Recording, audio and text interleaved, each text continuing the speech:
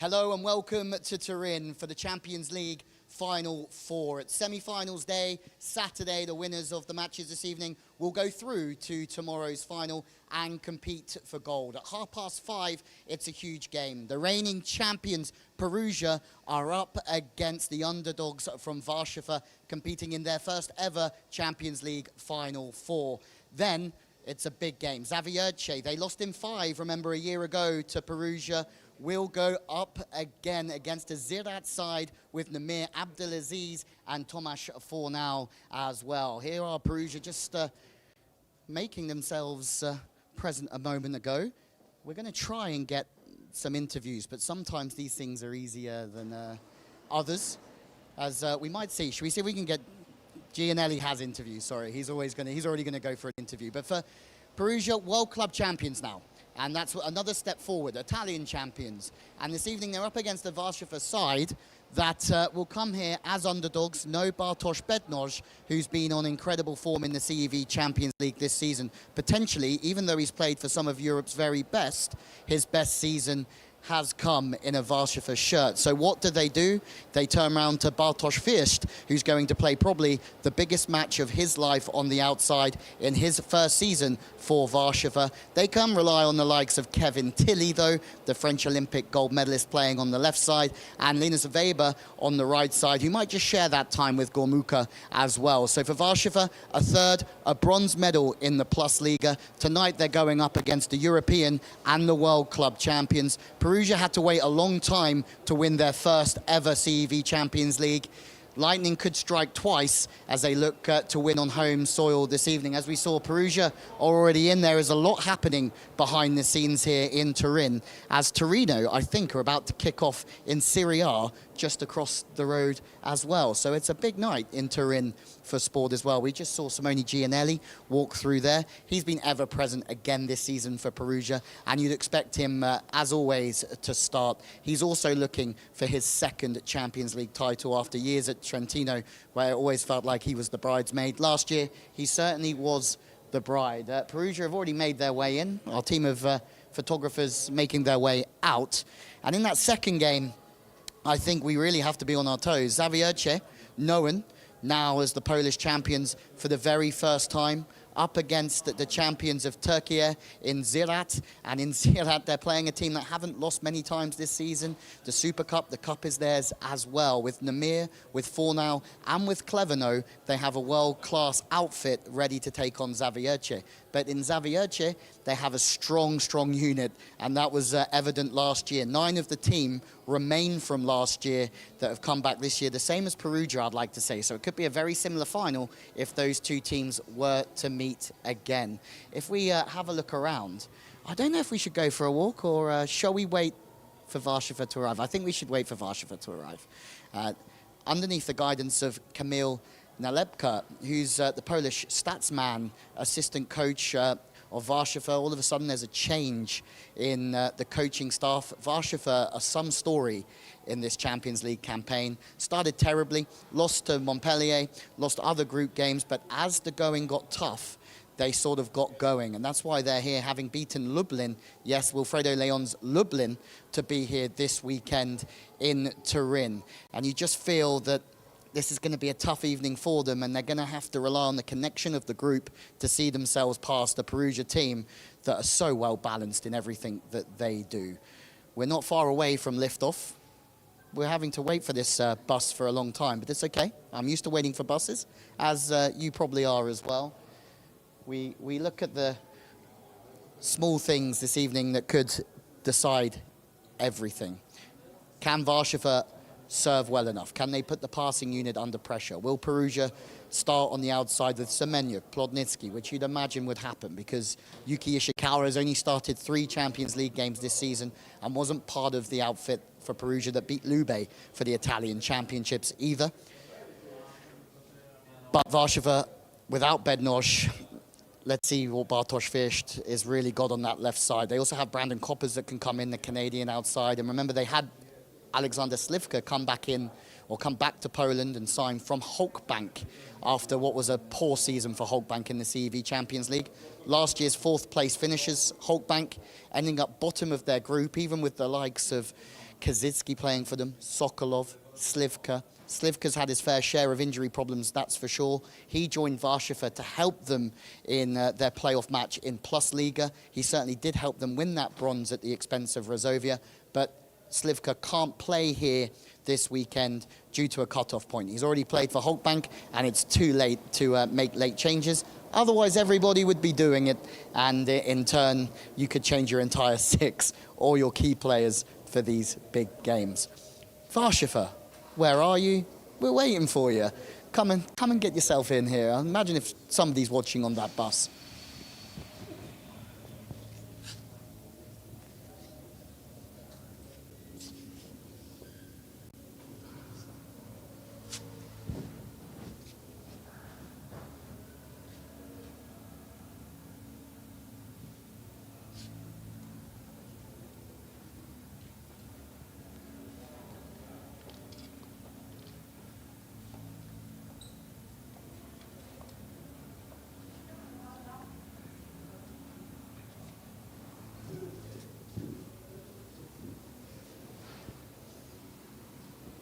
Finally, we've got a bus arriving from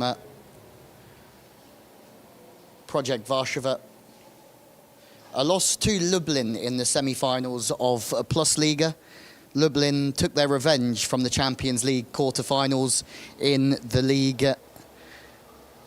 But as they arrive here, they'll know that it's time to have fun. Jan Ferlej, the setter, talking to me earlier on this week, just talking about how they want to enjoy this, but they also have real threats in the middle. Jakub Koronowski and Yuri Semenyuk as well.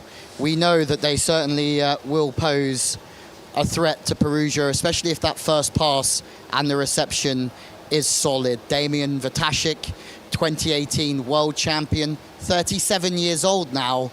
This will be a big evening for somebody that really does wear their heart on their sleeve. Let's see if we can grab somebody very quickly on the way through. But at the moment, they are eagle-eyed on the prize of what they have to achieve to try and come out of here this evening. Please, there is Vatashik and Bartosz West as well as the boys making their way out very quickly. Coach, how are you? I'm fine, and you? Yeah, I'm gonna talk to you a bit later, but thanks for making the time for us, Kamil. A big evening for you. What's your last message to the boys? I don't know. We have to play our best volleyball for sure if you wanna fight with Perugia here in Italy. Thanks. Enjoy it and good luck, and well done for everything. Remember, came into the job in January, and he's led this team all the way to the Final Four. Great to see him as the rest of the staff make their way in. As Karol Kłos, middle world champion. Do we get him in? I don't think so. If they have their headphones on, my philosophy is not to disturb the team if they're locked in. But I'll tell you what we'll do. I'll make a deal with you. We're going to walk around the stadium, and as the team make their way out to warm up, I think we're going to manage to get some interviews from some of the players as well. They're under instructions to chat to Key Michael before the game, who's going to be joining me on commentary this evening. It's great to have Key over from the United States with me in the commentary box and doing all things content as well. I think that's Warszawa in, and I think that's Perugia in, and I think they're ready to go into battle. So in the comments, I want to know, who's your money on? Is it Perugia? I mean, for Perugia coming through this battle, yes, they topped their pool. They did have a struggle in Las Palmas against Guagas. Yes, Osmane Wantarena was on great form, as he always is. And they've struggled both times they've gone there, Perugia. Found themselves 2-0 up and then allowed Guagas to get back to 2-2. And all of a sudden they squeeze it in 5. The home leg was something quite different, but going to Perugia and winning is very difficult for any team in World Club Volleyball. They are the best team in World Club Volleyball. But it does show that Perugia can be got to, I think, will be the message that Kamil is saying from watching the quarterfinals. We saw the pass get under pressure twice in the Canary Islands, and it will be down to the likes of Kalachi, who will be, I think, 41 years of age now, playing or wanting to play in his 3rd Champions League final after winning last year. And being part of the Trentino team in 2010. I think a lot will rely on him and making sure that he's really stabilizing that reception unit, but it's lucky because he has Plotnitsky next to him, the lefty Ukrainian, who's just been an incredible servant to Perugia over these years, and Kamil Semenyuk, because we look to go through here. How do you break that passing unit? Does Yuki Ishikawa play? We're going to have to answer those questions. They're going to be answered in around about an hour's time here in Turin. Can Warsaw cause some real problems in the middle? I think they really can. Perugia have 4 world-class middles. Sole, Lozia, part of the Argentinian bronze medal winning team from Tokyo, still here, formerly of the team, or of the team that we saw last year. But we've also seen Federico Crossato really perform against the 2 teams, or the 2 games over the 2 legs in Las Palmas and at the Palabaton, the home of Perugia. We're going to have a little walk around here, and we might be able to see Kamil Semenyuk here, and I might try and grab a quick word with him as well. Sorry. Do you mind? Have you got 1 minute, Kamil? How are you, sir? Sorry to bother you. It's every year now. Yeah, you disturbed me a little bit. I've disturbed him, and this is the problem. Do you want us to come back, Kamil? No, it's okay. I mean, you're an experienced customer now with Champions League finals. It must still be very special for you, though. Yeah, it's another one, finals. Hopefully I can play 2 good games, because last year I cannot play because in case of my injured. So I'm really excited to start this tournament, and hopefully we finish with the gold medal. Playing against some old friends on the Warsaw side as well must always be special and fun as well. Yeah. It's all the time special when you have in the other side on the other court some friends. So it will be a nice game, but without pleasure we play to win the game. Can I just ask you one more question? You've been at Perugia for a while now. What's so special about Perugia and the environment that Lorenzetti creates, and the depth of squad you have is incredible? Difficult question. I think we are a good team in all elements, and we try to be present in every set, every point, even if the game could go in other way, which we want to go. We still are on the court, and sometimes we can back from the such big difference for opponents and back and take the same set to us. So I think that our mentality is also our big power. Thank you so much. Sorry to bother you as well, mate. And no problem. all the best. I mean, I have a great time. Now you can go. Yeah. Now we will go. Amazing, isn't it? That he makes time for us. Absolute legend. Remember, Zaxa. Yes, that Zaxa team that absolutely dominated European volleyball. But since that Zaxa three-peat, it's been a bit more shared. Trentino, Perugia, Italy getting the spoils back a little bit.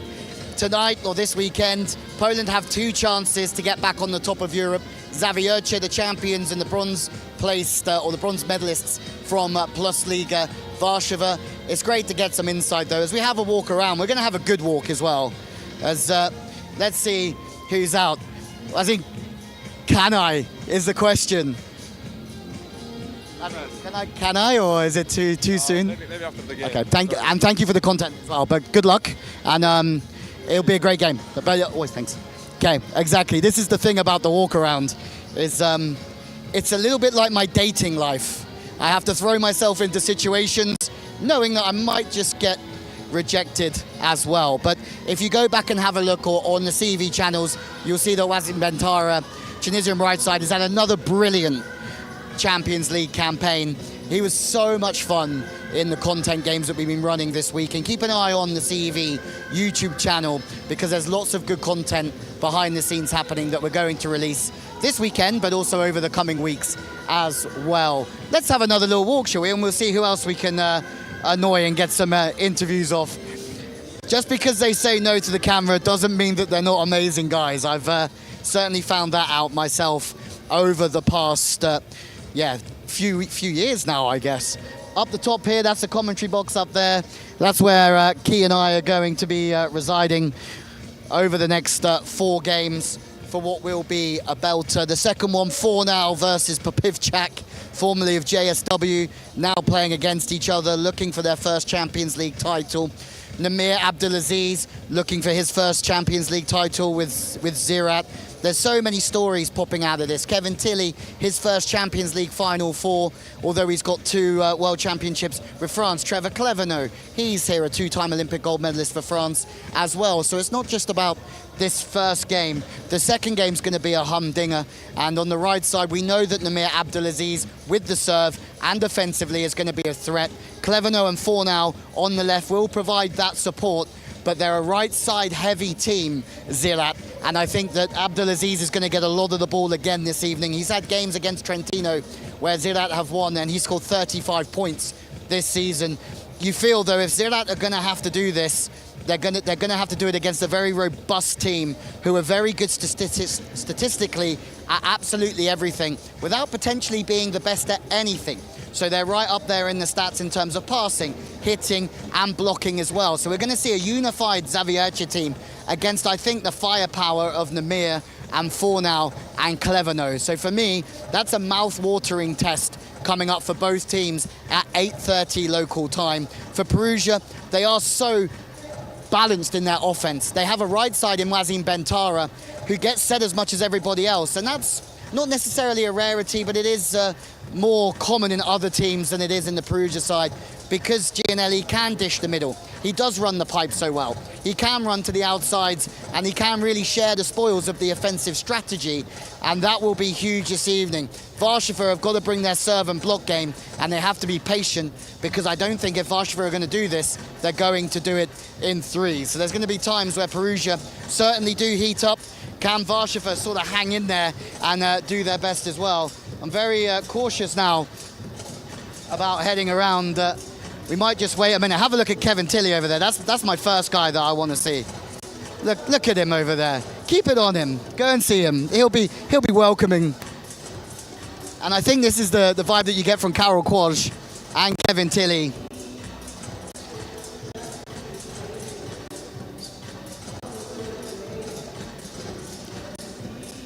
You see like a real relaxed vibe from Warsaw, and I feel like that's going to really work well for us as we go and approach him for a quick word. Kevin Tilley, whose brother's a Champions League winner. Right on cue from Tilley. Oh no. I'm not supposed to pick on people bigger than me, right? Brandon, how are you doing? I'm good, how are you? Yeah, it seems very relaxed over here. It is. It's an amazing gym. It's an amazing facility. We're just trying to soak it all in right now. It's pretty nice. Yeah, you have a chance against the best team in the world and the best team in Europe from last year, but confidence should still be high due to the performances in Plus Liga. Yeah, it's a one game. Anything can happen in one game. We're ready to have fun and go to battle with these guys, and it should be a great match for us and a great match for everyone watching. I'm going to go and stretch with Tilley. Tilley, show me a stretch.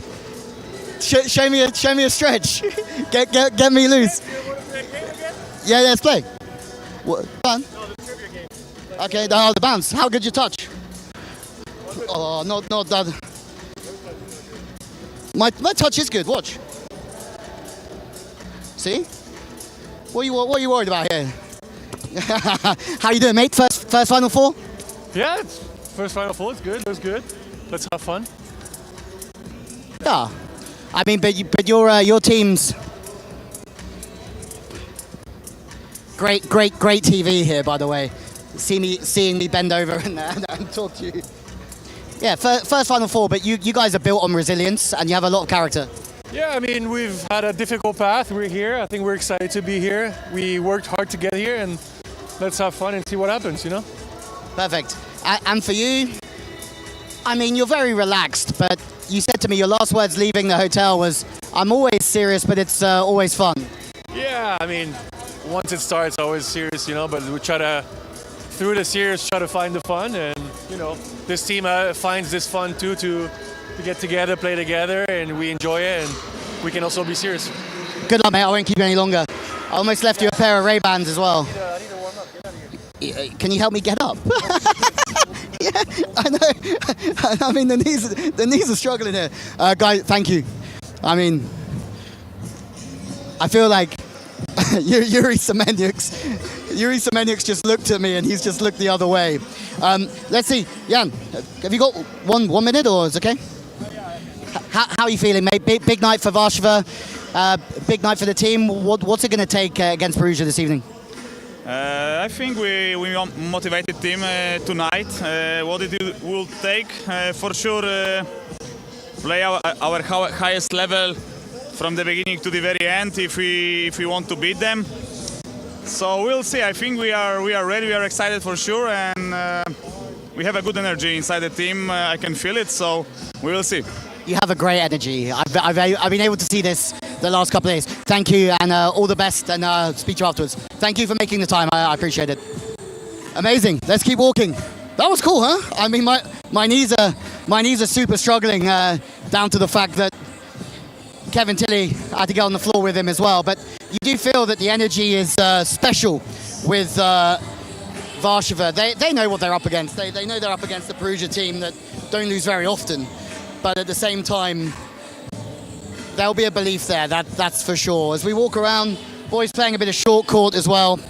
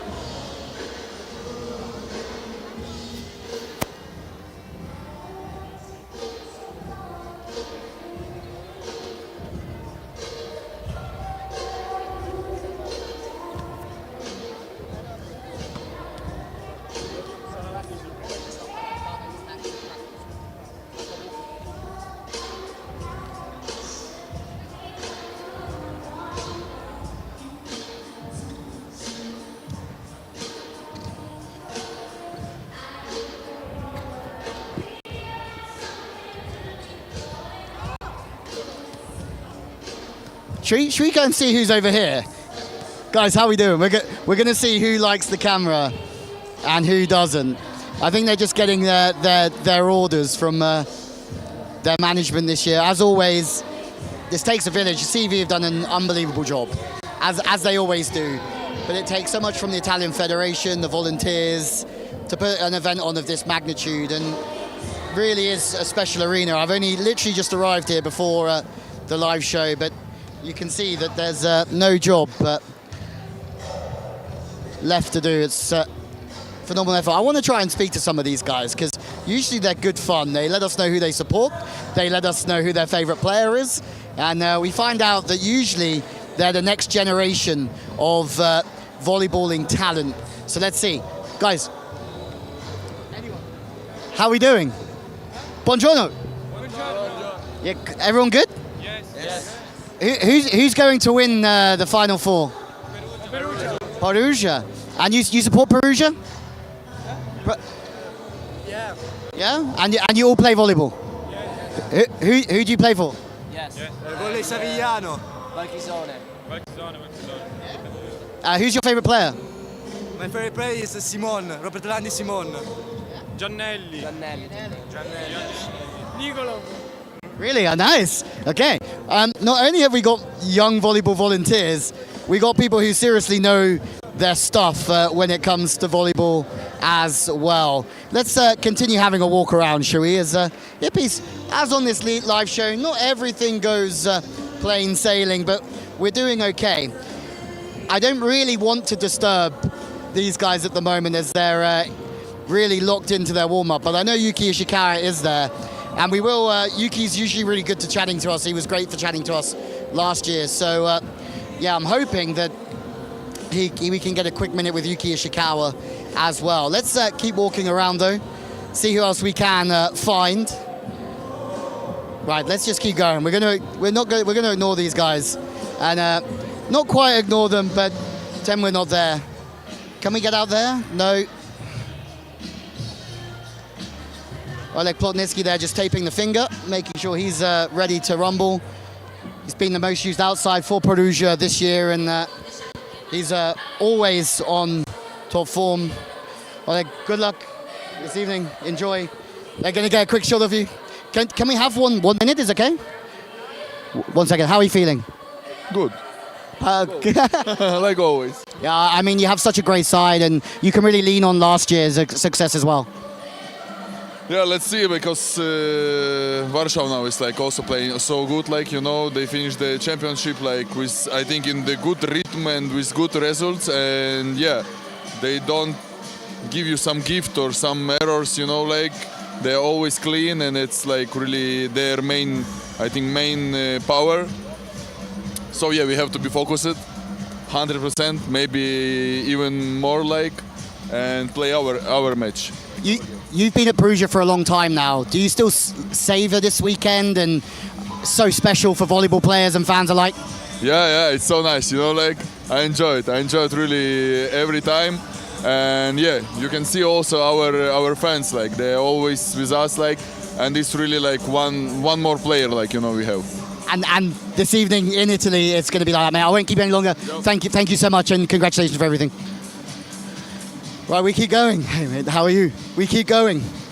Okay, we did okay there. I thought we were going to, after Wazim Bentara wanting to lock in, I didn't know if we'd get the content that we were after, but Plotnitsky, what a guy, man. Plays for Ukraine, been at Perugia, left the outside, but not only a great player, but a great leader for this team, and we will see that this evening with Kamil Semenyuk on that right side. Let's do a little bit of a walk around for a moment. Then we'll try and grab the coaches, and then I'm going to have to go to the commentary box sometime after that. Hold on a minute. Can we limbo? Oh, we go around the long way. Perfect. So it very much is the calm before the storm here in Torino, and you can see the crowd are coming in. You look up there in the stand, what Plotnitsky's talking about. The fans are in this evening. And you know what they want. They want Perugia to win their second Champions League in succession, their second ever. And it's hard to really bet against them here with the team that they have. But as Plotnitsky was saying, Warsaw won't give them anything, and they will be so united this evening. With the middles that they have, you expect Semenyuk to start in there alongside Kowanovski, Quaz as well, Tilly on the outside, Linus Weber, Gomluka on the right. They can cause problems for Perugia this evening here, and we're not going to argue that, but Perugia on paper, of course they're the favourites. Italian champions up against the third place finishers in Plus Liga as well. Let's see if we can find a way to our commentary box and see who else we can find to talk to as well. Look at everything behind the scenes. It's amazing to see the production team going fully at the moment as well. We can walk up these lovely set of stairs, I think. I'm going to ask my cameraman, how are your legs? Are you ready to walk up the stairs? Okay, he's up for it. I think we're going to find a wonderful view of this arena. And I think if I know this arena well enough, which I was here 2 years ago for a great Champions League super finals before we went back to the Final Four, we should be able to cross over in with the Perugia fans as well. So amazing to see so many people here. We're expecting a sellout, of course we are. We're expecting snacks to be sold over here. Yeah, you don't want to care about that. All you care about is getting a feeling for what's going on. The view, special, isn't it? Sorry, my head's in the way.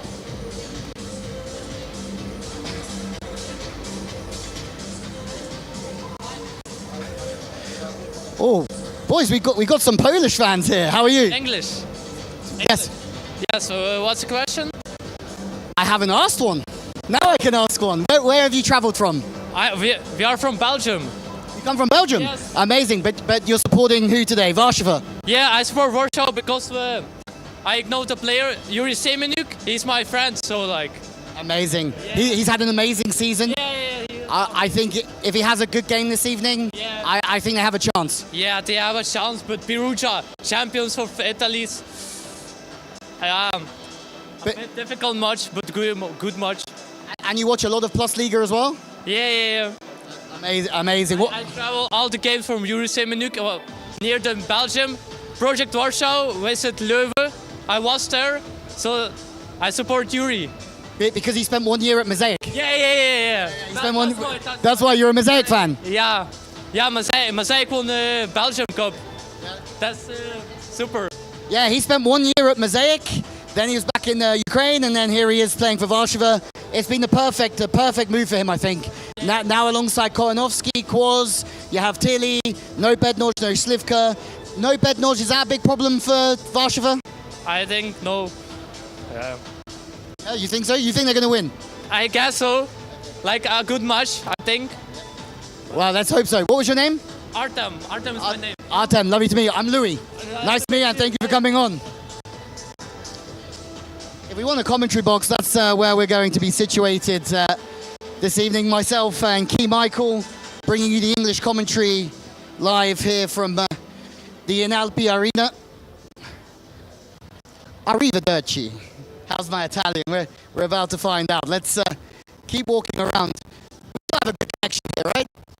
We're still okay. You're still with us on the stream. Hello, everyone. How are you? Lovely to have you. Just feeling the. That's very lucky. If I run out of energy walking up the stairs.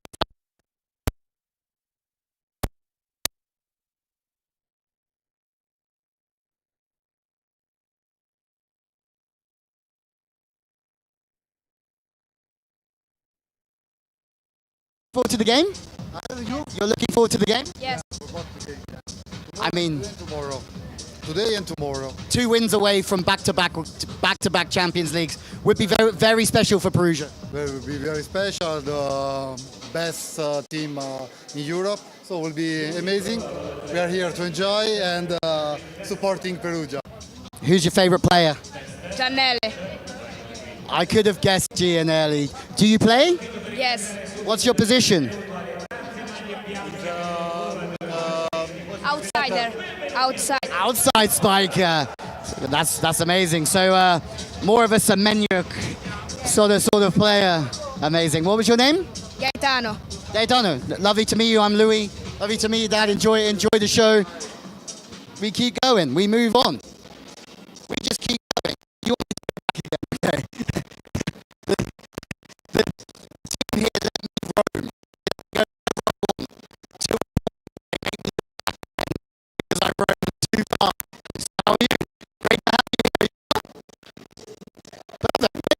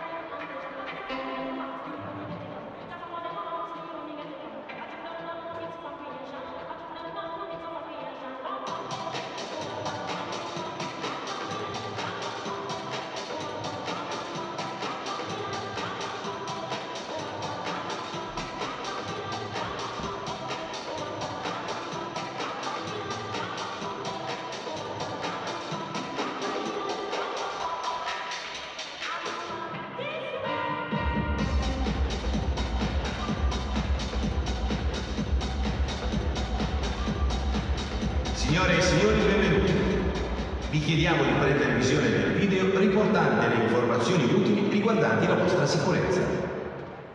Nel caso si debba procedere all'evacuazione della struttura, un allarme ne darà comunicazione.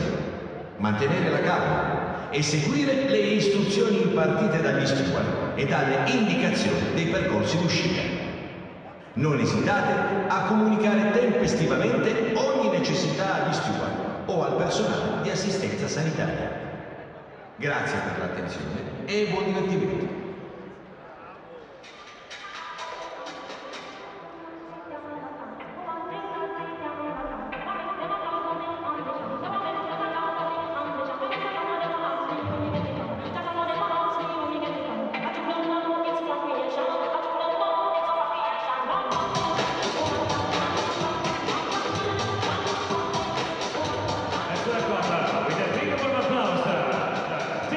Projekt WARSZAWA!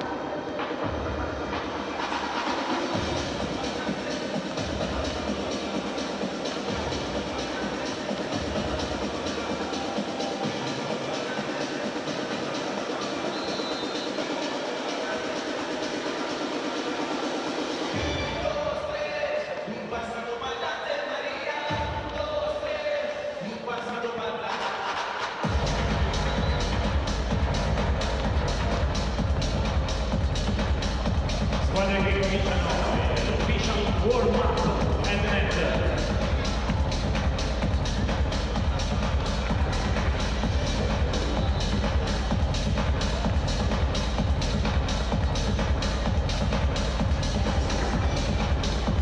Alla fine della foto ufficiale facciamo un forte applauso per queste due squadre. Forza la Torino!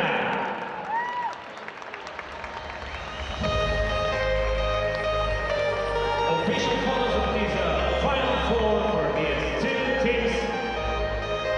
Let's start with the Projekt WARSZAWA.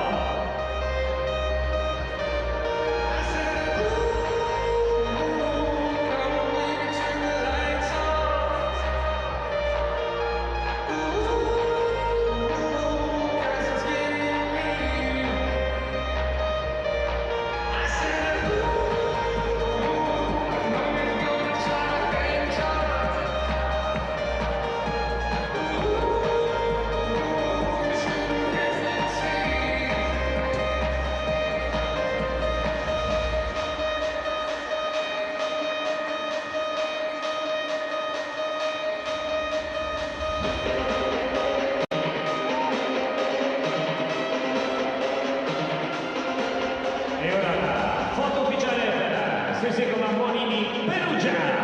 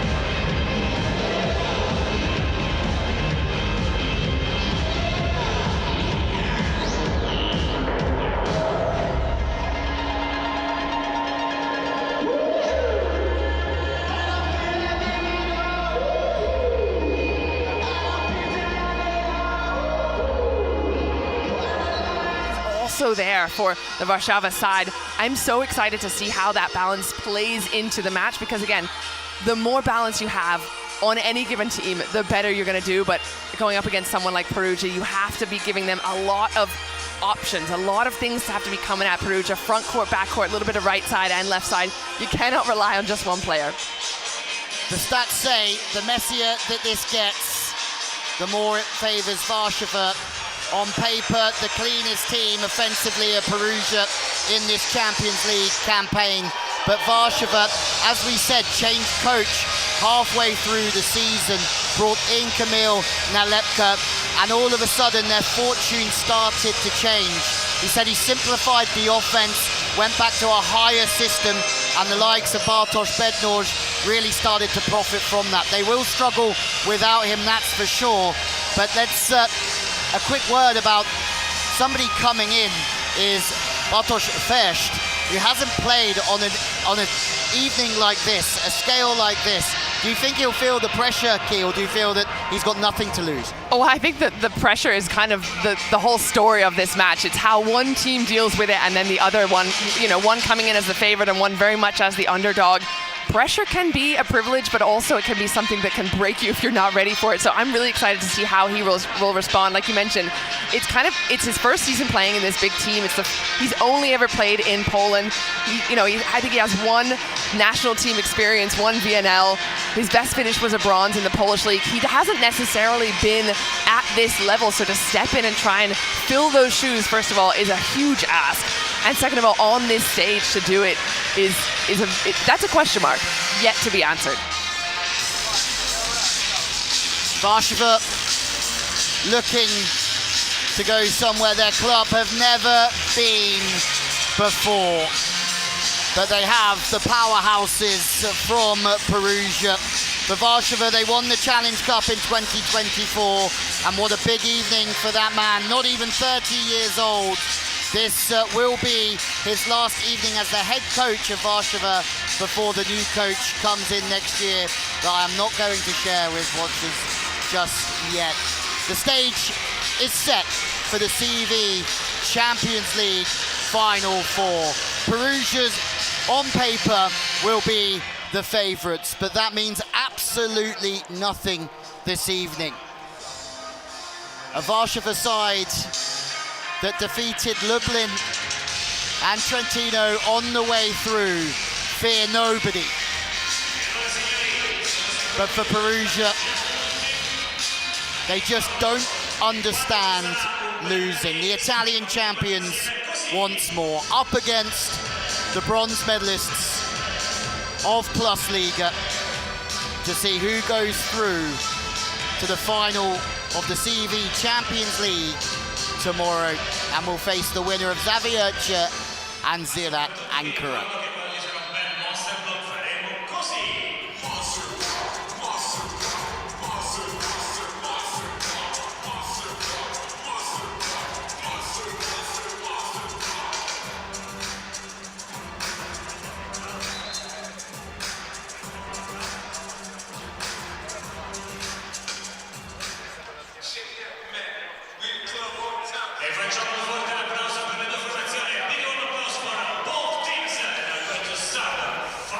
Has the feeling of the calm before the storm. Donovan Javornok, whose father took a third place finish in 1984, follows in his footsteps this evening.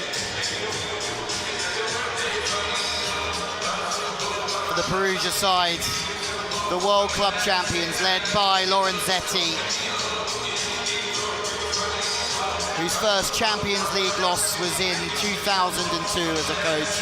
The Inalpi Arena, next door to us, the home of Torino Football Club, who have a game this afternoon as well. It's a super Saturday of sport in Turin. And myself, Louis Lett, and Key Michael are delighted to be here with you. The very best in Europe battle it out for the biggest prize in club volleyball, live from the Inalpi Arena. And And we are just 12 minutes away from liftoff. Key for Warszawa this evening. What do you feel they have to do well to break down this Perugia side? They have to block well. Obviously, that starts with serving, and I think against Lublin, they did that really well in the first quarterfinal. Lublin only passed 21%, whereas their team was passing at 56% positive, which tells me they were getting so aggressive from the service line, and they were backing it up with their block. Like we mentioned, they have some of the best blockers in the world in Kochanowski and in Semeniuk, and they got 3 blocks on Wilfredo Leon, one of the best players in the world. Their team in total had 9 blocks, but they contained Leon to only 12 points in that match in particular. So I'm thinking the strategy here, and again, having a former statistician as your head coach, this is where that comes into play, is that you're gonna have a really clean and clear scouting report. So they have to really focus in on serving exactly what their targets are, doing it with pressure as well, so they could allow their team to get really aggressive from the block. Interesting, so I spoke to Camille at length yesterday and asked him, do you feel that your time as a statistician has helped you? He said, yep, now I'm just working on the human side of things and the other side, which he seems like he's learning and growing. This evening, as you said, they're going to have to come out and block well. They can up their service pressure. It's just going to be interesting to see how they deal without Bednosh and without Slivka, the MVP of the Champions League, with Zaksa when they went on their three-peat.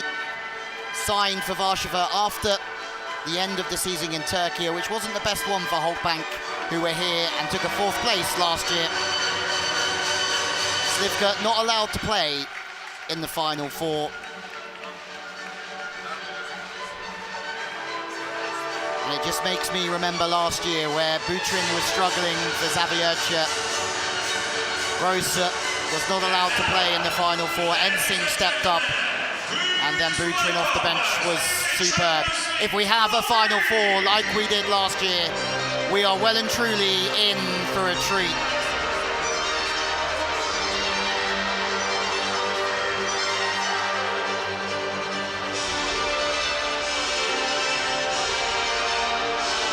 The Champions League trophy makes its way in to the NLP arena.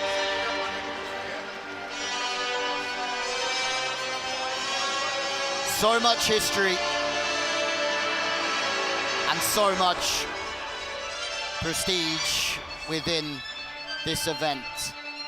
Come tomorrow, will there be a new name on the trophy?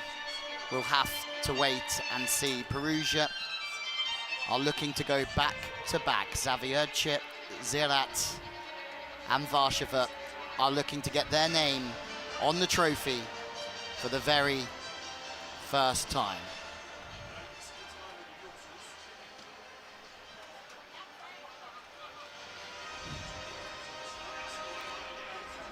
The tension is rising, Lewie. I can't help it. I can't handle it over here. I was just They're making us wait. This is your favorite part. Yeah, they're making us wait. Getting itchy feet. The lighting show. Oh yes, Michael here we go. Loves a light show.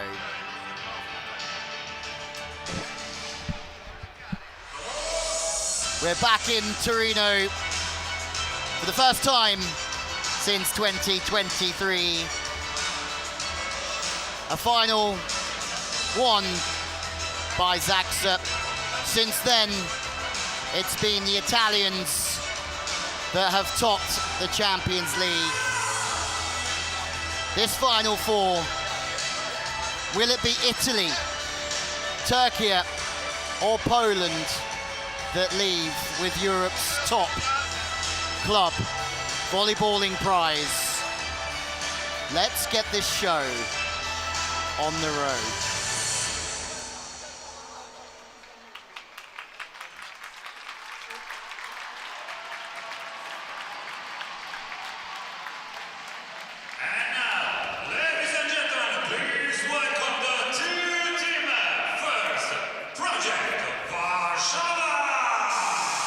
Well, for Warszawa, their squad that will try and lead their club into their first ever CV Champions League final.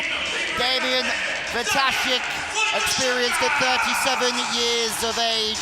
He's a Warsaw man, and this evening he will have to be on top form, not only in terms of performance, but in terms of his leadership to some of the other younger players in the side. Jakub Kochanovski, a Champions League winner in 21 with Zaksa, would love to get another championship this week. Jan Ferlej looking for his first final. Kevin Tilley and Yuri Semenyuk have never been this far in the competition. Maciek Olenderic will be used as the second libero, and he should be used throughout this final four as well. Bartosz Gomulka, the left-handed opposite, might come in, may start. He has started and come off the bench this season. Brandon Koppers, I'm sure that we will see him a little bit more now due to the fact that Bednarz is injured and this team don't have Slivka available for them this weekend as well. Back throw from Weber. Michal Kozlowski is this one. Linus Weber was before. Kozlowski, an experienced man. Strulak comes into the squad due to the fact that Bednarz isn't in the squad. Kamil Nalepka is the coach. What sort of shows up for you when you see this team come out? They look excited, they look up for it. I mean, you have to be up for it. This is what people dream of their entire career, is playing in a Final Four of the Champions League. And although there's some fresh faces that haven't been at this stage before, this is what you want. Pressure, and to be able to play against the defending champions like Perugia. I think Warszawa are absolutely up for a fight tonight. I think they're more than up for a fight as well, Kin. I cannot wait. Giannelli looking for number 2. Brian Aguilagos, 19 years of age, almost a youngster. Donovan Javornok from Czechia, part of that side that had a fabulous world championship back last summer. And the young Croatian Gabriel Vanciga, he's been impressive. He started the first game of the Champions League this year. Wazim Bentara has come out after Augustin Loza, the Argentine middle blocker. 2 world-class Argentine middle blockers with Olympic bronze medal to show for that. Yuki Ishikawa, the next man out, gets a loud welcome. We'll still have to wait and see where he is next year. This year hasn't gone to plan. He's not been on the court as much as he was last year for this Perugia side. We'll wait and see if he's still wearing the Perugia jersey next season. Kamil Semenyuk, an unbelievable career with 3 Champions League wins, never lost a final. Gagini has been used twice this season as a libero. And this is the interesting one for me, Keith. Federico Crossato, a young man that's been successful at junior level, started the 2 quarterfinals for Perugia. Will he get the nod this evening in front of some of the more experienced players of it? Well, I think he deserved that start, right? He ended up with a 62% hitting efficiency in the first match, or in the last match against Las Palmas. He's one of those players that's stepping up in a big way, but Perugia has so much depth. I mean, just hearing those names, you know what you're up against.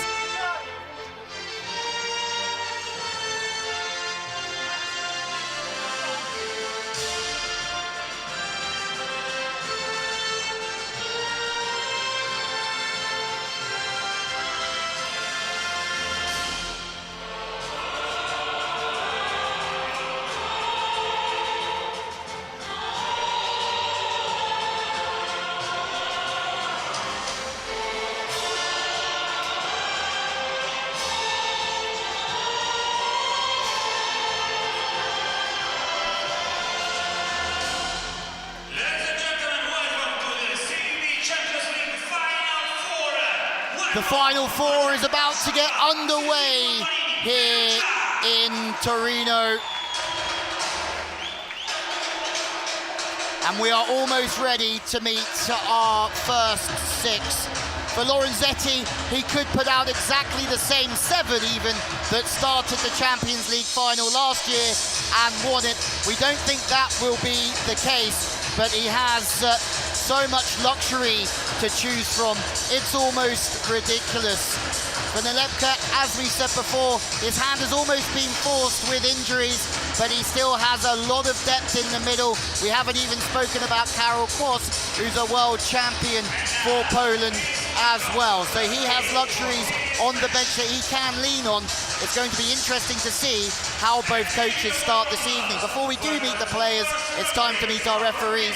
Juto Pop and Sinsa Ovuka have the honor of officiating what is one of the most important matches of the season, if not the most important for both sides.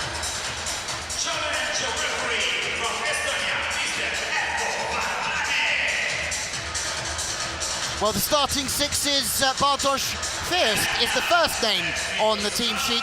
Karol Kos, Oleg Plotnitsky, Golumka, and Augustin Loza, as the graphics don't quite match the faces of the players. Wazim Bentara, Tilly, Kowanovsky, and Semenyuk, Furley and Russo. Kalachi and Vatashek are the two liberos. No big surprises there, Keith. Well, I had to have my brain working double time to read the name and see the player and try and figure out which one was worse, which one was actually going in there. But I think for Perugia in particular, I mean, I won't be surprised to see Bentara on there as well as Plotnitsky. Those are the two top players that Warszawa have to slow down. And again, we talked about their block. Kochanovsky is going to be a big part of that, as is Semenyuk. But this team has to start with pressure. If they're going to stop this Perugia side, it's got to come from the service line.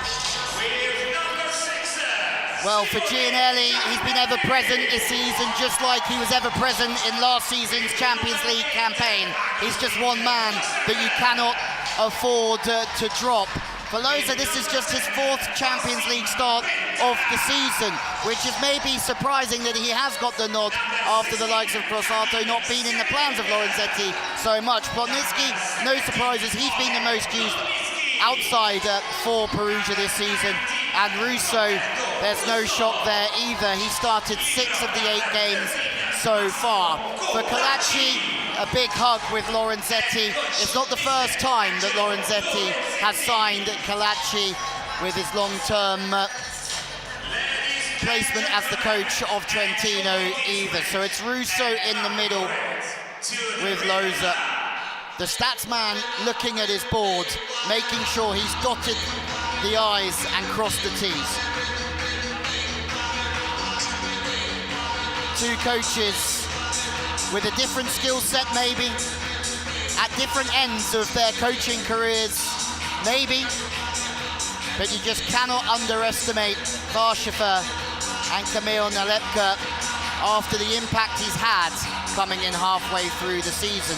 This is the third time that Warszawa have faced an Italian champion this season, after playing against Lewie in the group stage and Trentino in the playoffs, where they won in a golden set.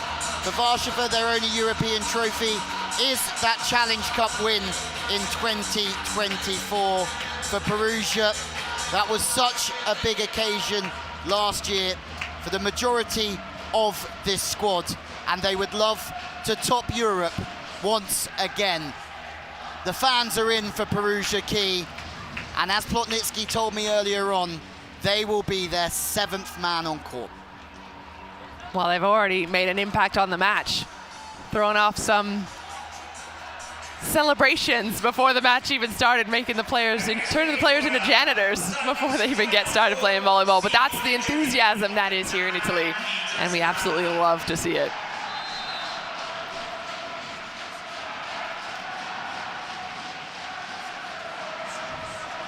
Well, the CEV Champions League Final Four is underway. Perugia on the left of your screen, Projekt Warszawa wearing white on the right, and it's a first point for Plotnitsky for Perugia. First of many, no doubt. He will be a hot hand for Perugia tonight, but he gets so much space, and this is one of the things I love about watching him, is his feet get to the ball. He's relatively undersized when it comes to outside hitters at this level, so he has to be so quick with his feet. Especially as a left-hander on that left side, getting his feet inside the ball was so good. He has a lot of range in the arm. The pass isn't quite there. There's one missed side out already for Warszawa. They'll want to try and calm this Perugia crowd down as it's Tilly off the top of the hands, and he's going to see a lot of the ball this evening, Kevin Tilly. Yeah, 100%. I mean, I do love that defense, though. And that's one of the reasons that Kalachi has been kept in this squad there on Perugia's side. That first one, he took it overhead. That second one goes off the block and out of bounds. There's not really much you can do there. But Tilly is such an experienced player.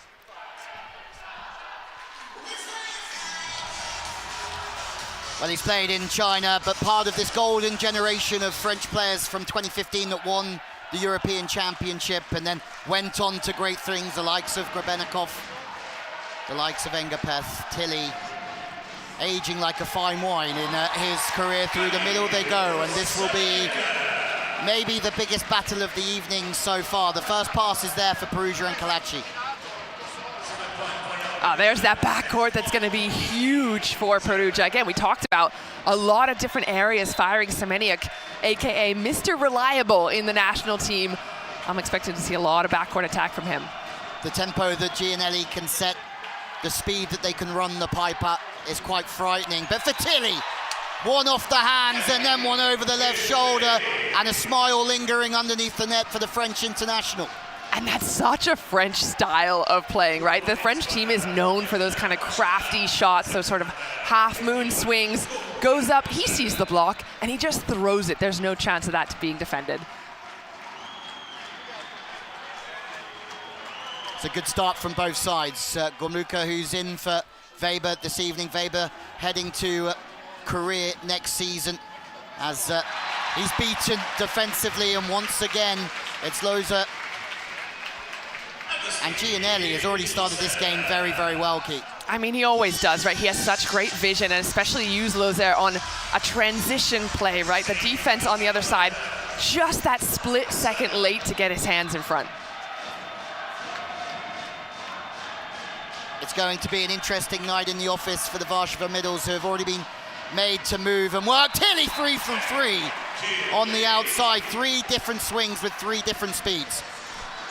And you mentioned players are going to have to step up here for Warszawa. Tilly is absolutely already showing us he's ready for that role. He's already been a big part of this match, but with that missing piece in Warszawa's offense, he's going to have to take a lot more of the load. Father, Laurent Tilly, former French coach, a sporting family, brother played in the NBA. Russo is in the game. Now that's 3 plays in a row that Perugia have scored through the middle, whether it's the pipe or through the center. And I'm not surprised, getting Russo involved earlier. He's a 2-time world champ, right? You don't let him sit quietly. You get him involved as early as you can. And of course, with the Italian national team, Giannelli and him have that sort of unspoken knowledge of each other. They certainly do. A longer set to Gormuka in the side this evening after impressing in the latter stages for Warsaw in the Champions League. And the lefty sort of starting well already. Yeah, I'm curious to see how much he gets relied on because, again, we mentioned you've got Weber there as well. We can use absolutely both of them are at equal levels, but that left-handed, it adds a little something extra. He can find those angles that the defenders then have to move their bodies to adjust to. Good start to this one. Tied at 4s, and for the first time, you see Bentara into the offense, and sometimes he's not used as much as others in the right side key, but he always puts it away. Well, he'll usually end up as the top scorer, but the thing is with Giannelli, and you mentioned that, is he is so selective with when he goes to his hitters, and Bentara has so much range. You see him there just painting the sideline. You'll see a lot more of that tonight. Yeah, for the middles, as we said, tough for Warsaw so far, and through they go this time, Projekt Warsawa. Good work from Fish. This is the first time he's brought the middle in.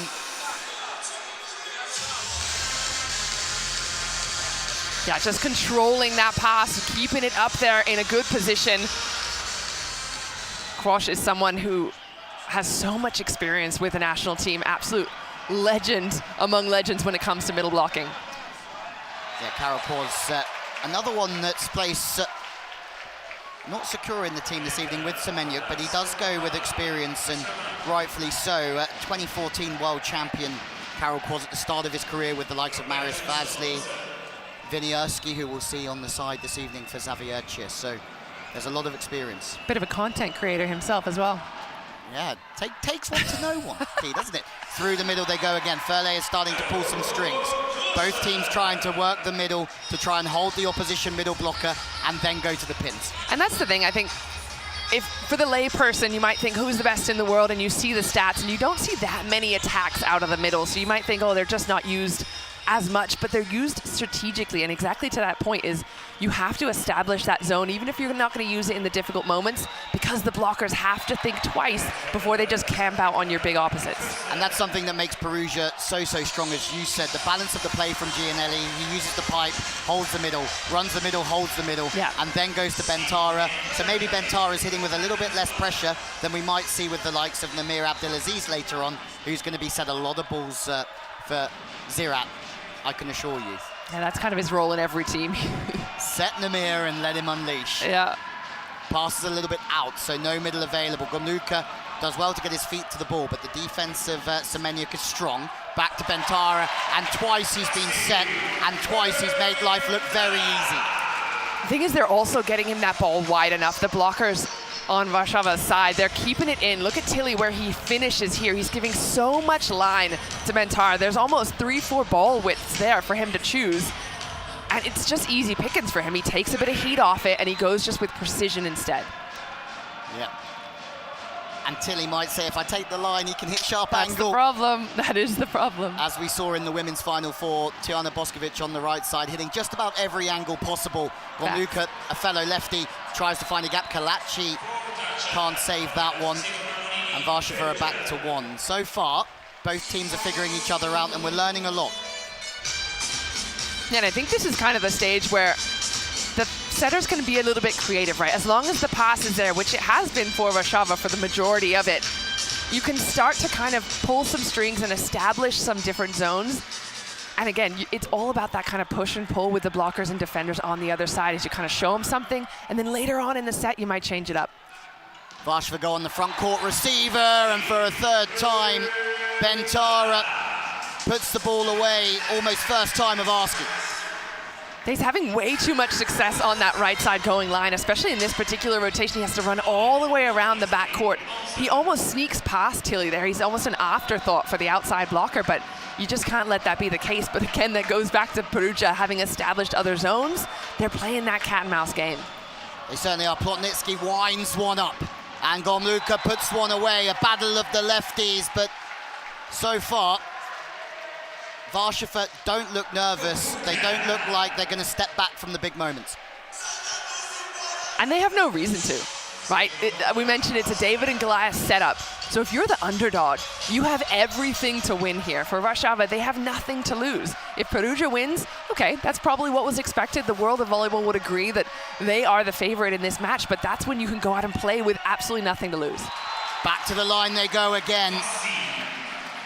And Giannelli is playing the game of if Bentara is hot, we're going to feed him.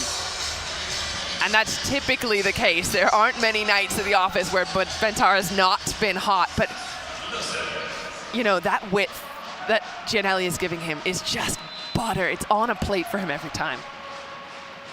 If that ball drops inside, Tilly's block comes into play. And the pass is good from Vatashek and through the middle. And for as strong as Perugia have started this game, Warszawa haven't managed to get many stops, but they're right with them.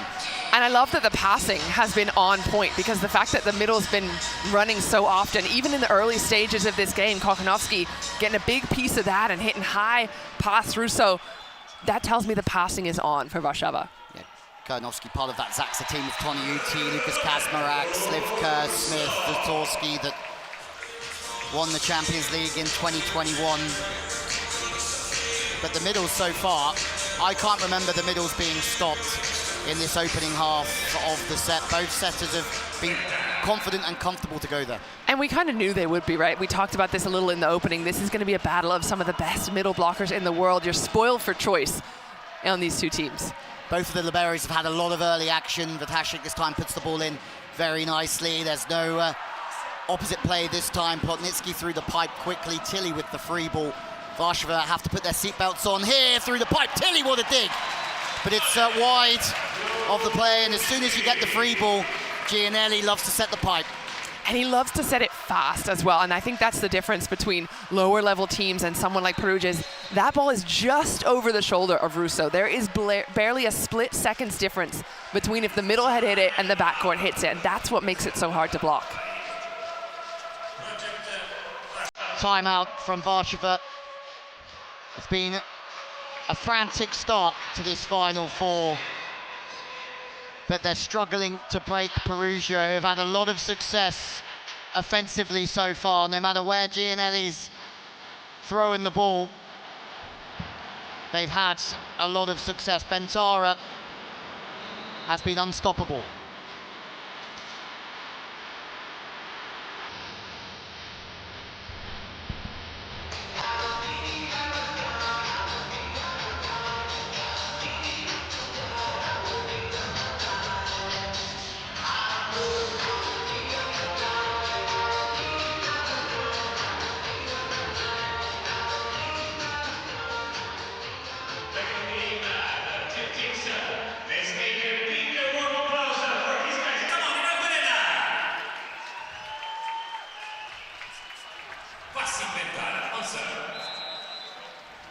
Bentara, 4 points, 100%.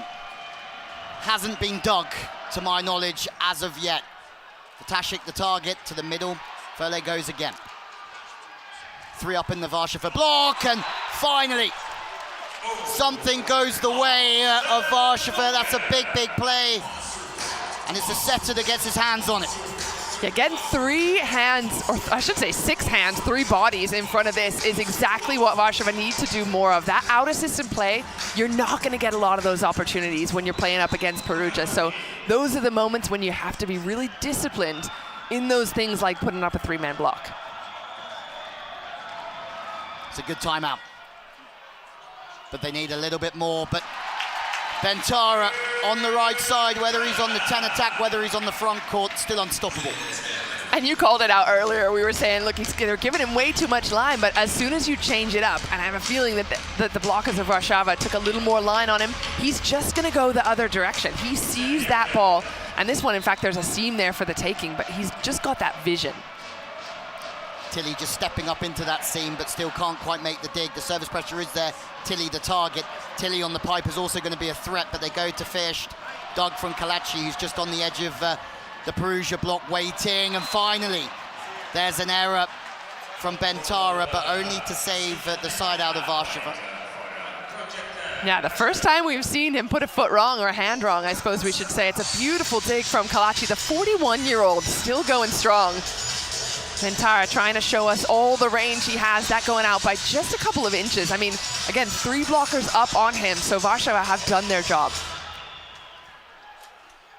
We know Perugia are consistent. We know they're world class. But can Warsaw find a way just to put the pressure on? And that's a big break at a big time.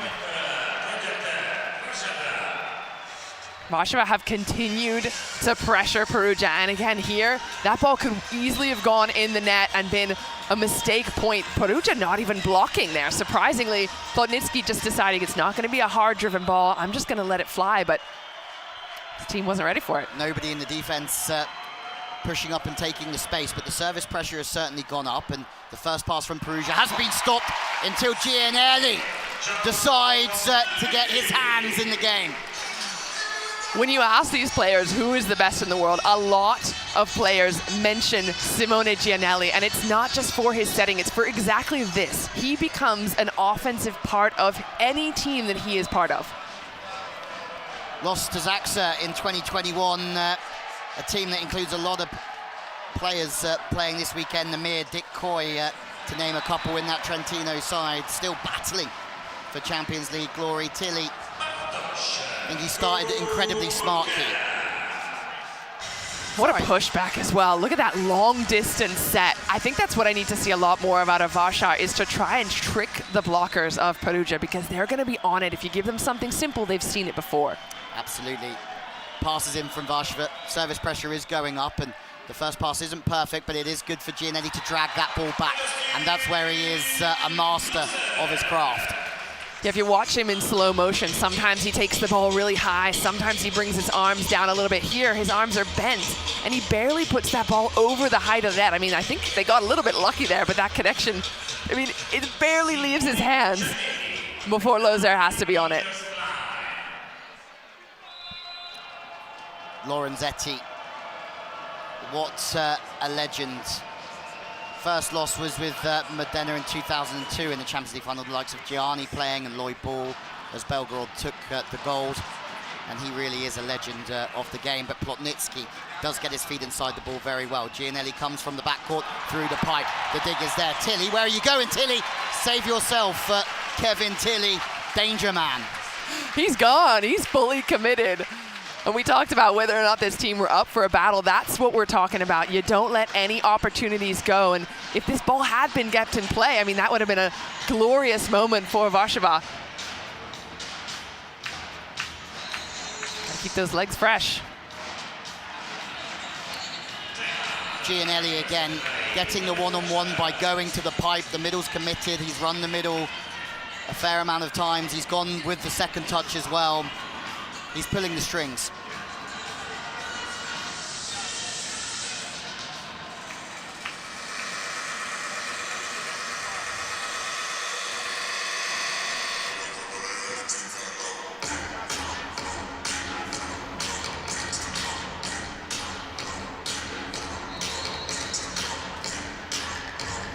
Well, Kamil Nalepka was saying that when he first took charge of Warszawa, Kevin Tilly was the first one to say, if you need anything, I'm here. And he said he appreciated that a lot.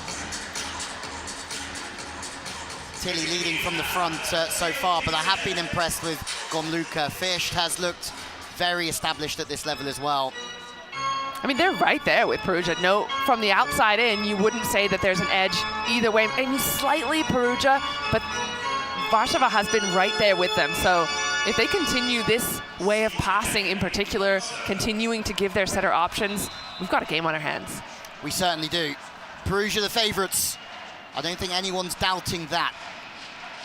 But with the performances that Warszawa have been putting in the Champions League, they can compete. And the errors have started to come in from Perugia that started their performance was at some level.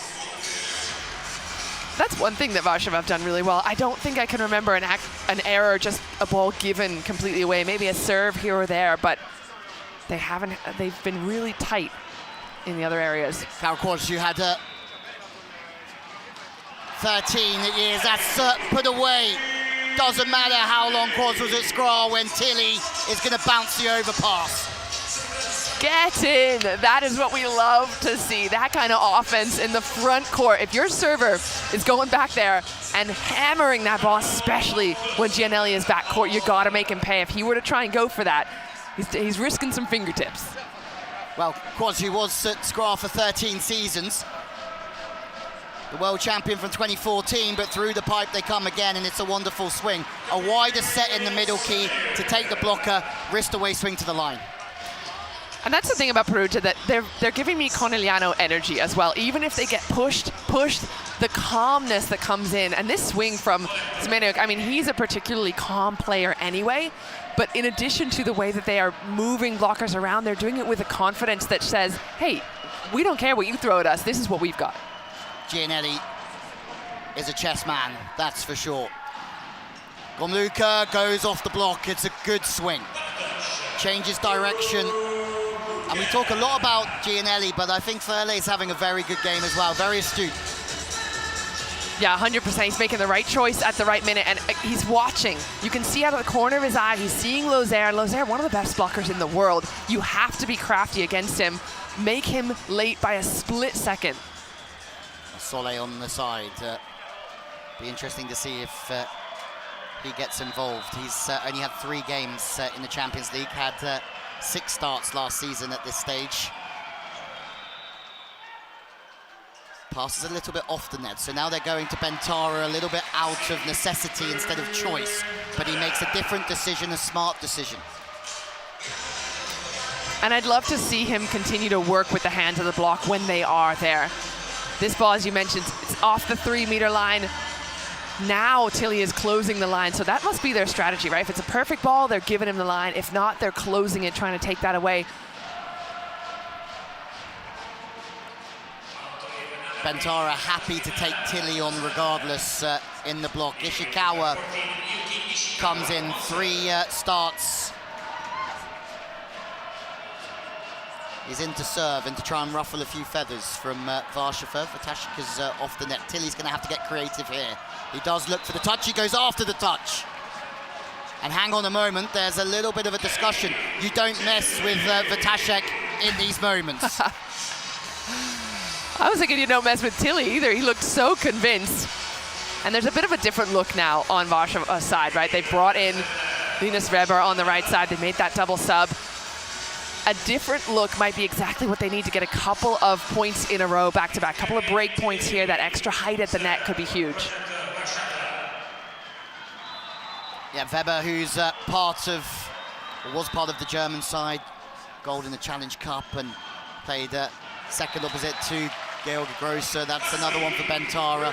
And you could look at this 2 ways. Perugia are up by 2, but Warsaw are incredibly close, considering Perugia have been very clinical. I'm not surprised as well that that ball goes back to Bentara. We mentioned Weber, the big guy on the right side, coming in for a bit of extra blocking pressure. Bentara's always going to go after first on the outside. Pass is perfect from Vatashik, and Weber can put the ball away into the angle, and it is a good substitution from Nalepka. The German, he told me he's spending his summer working on his arm swing before going to Korea, has the one-on-one and hits the baseline. And he was the best opposite in Italy back in 2022. He is a player that can absolutely be part of the offense that Warsaw need with that kind of angle. Specifically, if he has one blocker in front of him all day long, that's his point. Passes a little bit off. There's no middle this time, but it doesn't matter when Bentara is in these sorts of moods. It's so interesting, the different strategy. It's already playing out. We talked about how much Giannelli was using other parts of the court earlier on, right? He used his middles, he used his outside. Now it just feels like rinse and repeat. Bentara, Bentara, Bentara, but it comes and goes in waves. Vatashik again just stabilizes the pass, stays very grounded, looks high hands for Warsaw on the pin, and that might be, to my mind, the first hitting error we've seen from Warsaw. And an untimely one as well, because they were going point for point. Let's have a look at this. Yeah, there's so much available there. And that's where that inexperience, that youth might prove detrimental. Challenge for a block touch. I think that might just be a ploy to slow things down for Warsaw, just as they make a couple of plays that get loose, as Giannelli diving into that straight angle or taking the straight angle. There is a lot of space, but there is no block touch there, Pete. I mean, look how much is available there. And first, he's tried to be a little crafty with it. You see him going around the side of the ball, and he's putting that extra spin. If he had just come down straight on top of it, that would have been kill. But because he's put a bit of side spin, it goes flat and long.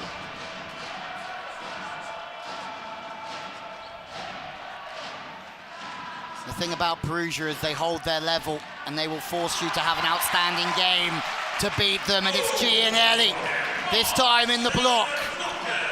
And look where he lined up. When we get this slow-mo, he is fully out to the pin. He is baited first to swing at him there. Because of the error last time, he said, I'm gonna take what you are gonna try and repeat. And he does it almost one-on-one. Basically, definitely one-on-one, but he's playing that game, and that's what makes him the master. 2 missed side outs for Warsaw at the back end of the set has given them a mini mountain to climb here in Torino. Tilly's getting served a lot, even at position 6. Gramuka is stopped. A chance in transition, and that's put down from Warsaw. And you think if that one doesn't go down from Quaz, then it might be the first set over. Yeah, they were overdue for another block, especially a 3-man block. After this defense, you knew it was going to be out of system. The setter is not taking it. The libero is stepping in, so blockers have to get there quickly, and they do. Service straight down the line to try and upset the rhythm of Plotnitsky. But he creates his own rhythm from the pass and sides out with ease. Yeah, some change up in the serve there, but again, Plotnitsky with so much power and grace, he just gets that speed going from his approach from his feet all the way up to his arm and just transfers that energy. And if he's going one-on-one, he's one of the most athletic guys out there. He has ridiculous range for a lefty on that left side, that's for sure.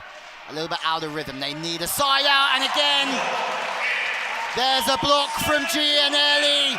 2 in quick succession, and Perugia now have 5 set points.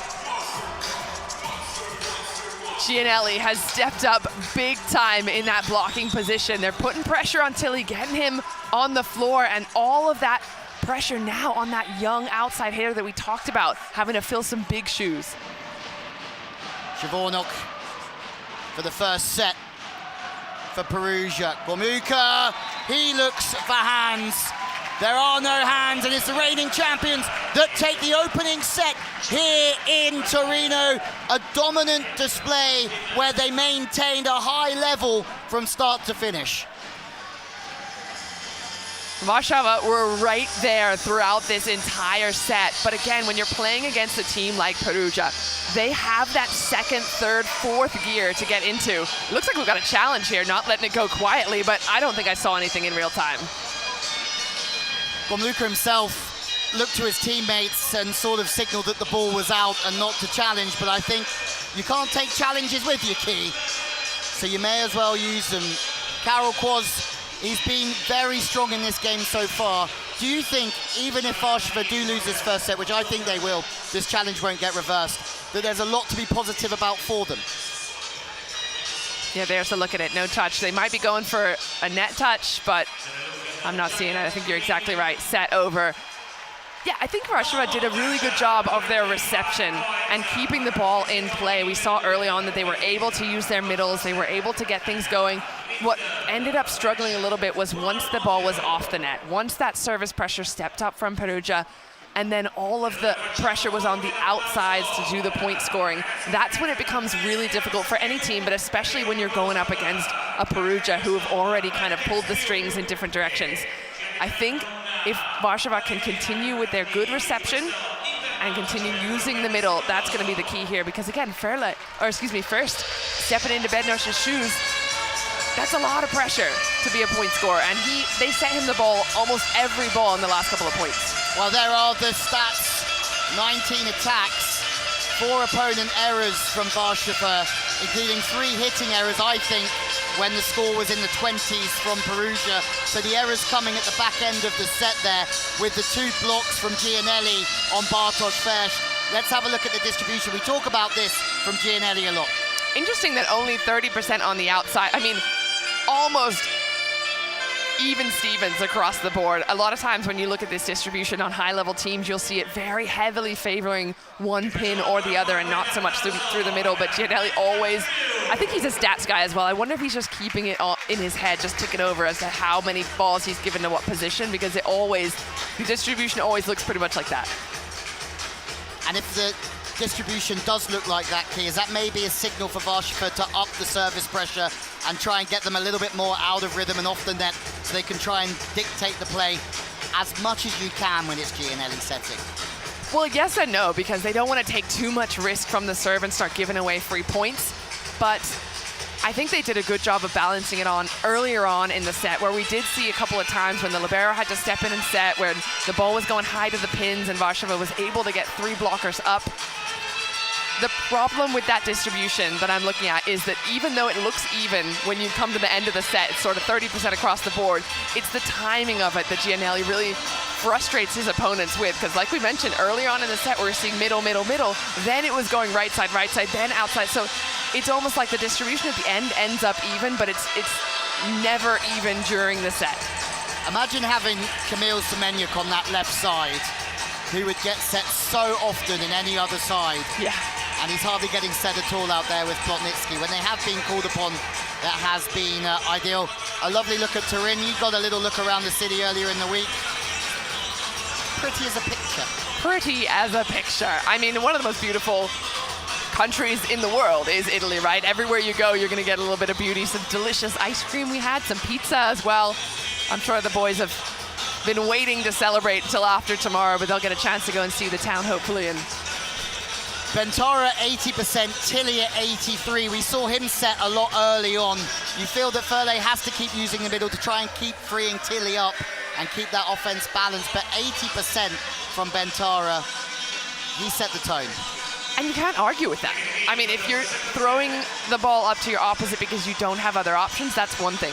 If you're throwing it to your opposite because he's hitting at 80%, you can't argue with that. He's doing his job, and he's also shown us all the range that we could want out of a player. He was tagging the line to begin with, then he switches it up to go cross court, and that's what's causing such a kerfuffle from the blockers on the other side. Kerfuffle. That's the one. I love it. Set 2 in Torino. Have Warsaw missed Bednoj and Slivka? You would say so. Fesh started the set off really nicely, but the second one about to get underway, and it's a missed serve wide of the sideline. For Lorenzetti, I think if it's not broken, he certainly doesn't have to fix it, but now Lepka talking all the time to File and trying to help him force the offense. Giannelli, who was part of the Italian side that took silver in Rio and lost to Brazil, won Torino. Zaitsev, he's an experienced man, Giannelli, for still being the right side of 30.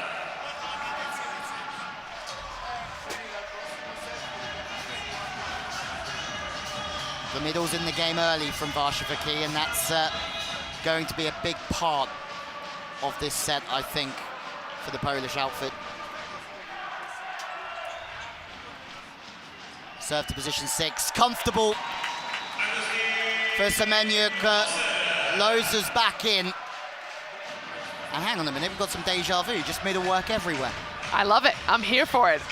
Middles action all day long. I think that is the sign of a good team as well. Yes, you have to be passing well to be using your middle, but both these two teams have such talent in that position that they cannot forget about it. Even though it's so easy to just set 100 balls to the opposite, you can't forget these guys in the middle. Vatashik gets the ball in, there is no middle, so Gomluka has to earn his money. He certainly earns his money on that right side, heavy into the angle. Pass good from Vatashik. Even from off the net, I like the speed that Warsaw are adding to that backcourt, or excuse me, to that ball behind. The speed can be so dangerous against a team like Perugia that's been having a good blocking day. Of course, he not only has that World Championship from 2014, a silver in 2022, lost to Italy in a Euro Volley gold. Hang on, Perugia. They're a little bit out of rhythm now, and that will give Warsaw a little bit of a spring in their step. I think they just tried to force that one a little bit. It's not common that you see a misconnection between setters and attackers on Perugia's side. They're trying to get a little crafty, a little creative early on. Quaz is already showing us that his serve can cause real issues, but right on cue he goes into the net. That 2014 World Championship winning team did beat Brazil, the likes of Volner, Zatorski, Kubiak, Krasli, Sagumny, led by Antigua, who was at Lublin. And Lublin were beaten by Warsaw in the quarterfinals. Loza had a busy game. The pass into a strong position, the middle's there. Giannelli helps in every avenue of this game. It's an outrageous defense, but second wave, Gomluka can go off the hands.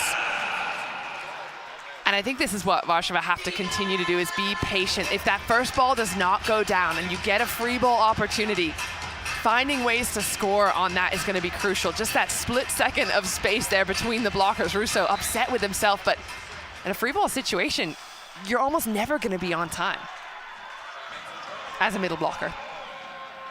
The service pressure is there. The middles aren't quite functioning. Giannelli can't quite find the pipe when he needs to. Tilly can try and go off the hands again. Bentara has a look for the block for the first time. He goes off speed.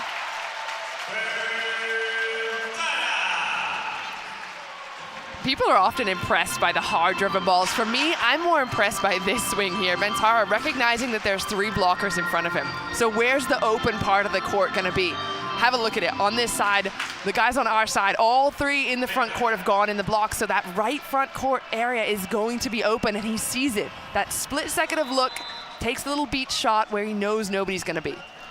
Verlet also having the most ground to cover to get up and help in there. A lot of pressure in the block from Warsaw, but Bentara finding a way, Tilly just exploding, finding a way. And I think that's put someone on the floor kick. Right in the chest of Semeniuk. I mean, Tilly was just waiting to unload on that, especially seeing Russo with the 1 step late. Oh, that might have even been in the face. The one thing so far for Tilly is that he's almost hit every angle available to him. He's gone after the sharp one, he's gone over the cross body. He's stepping up this evening.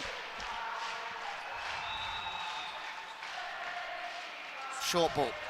Bit of DIY. Tilly's there again. It has to be hooked back the same side of the antenna that it crossed.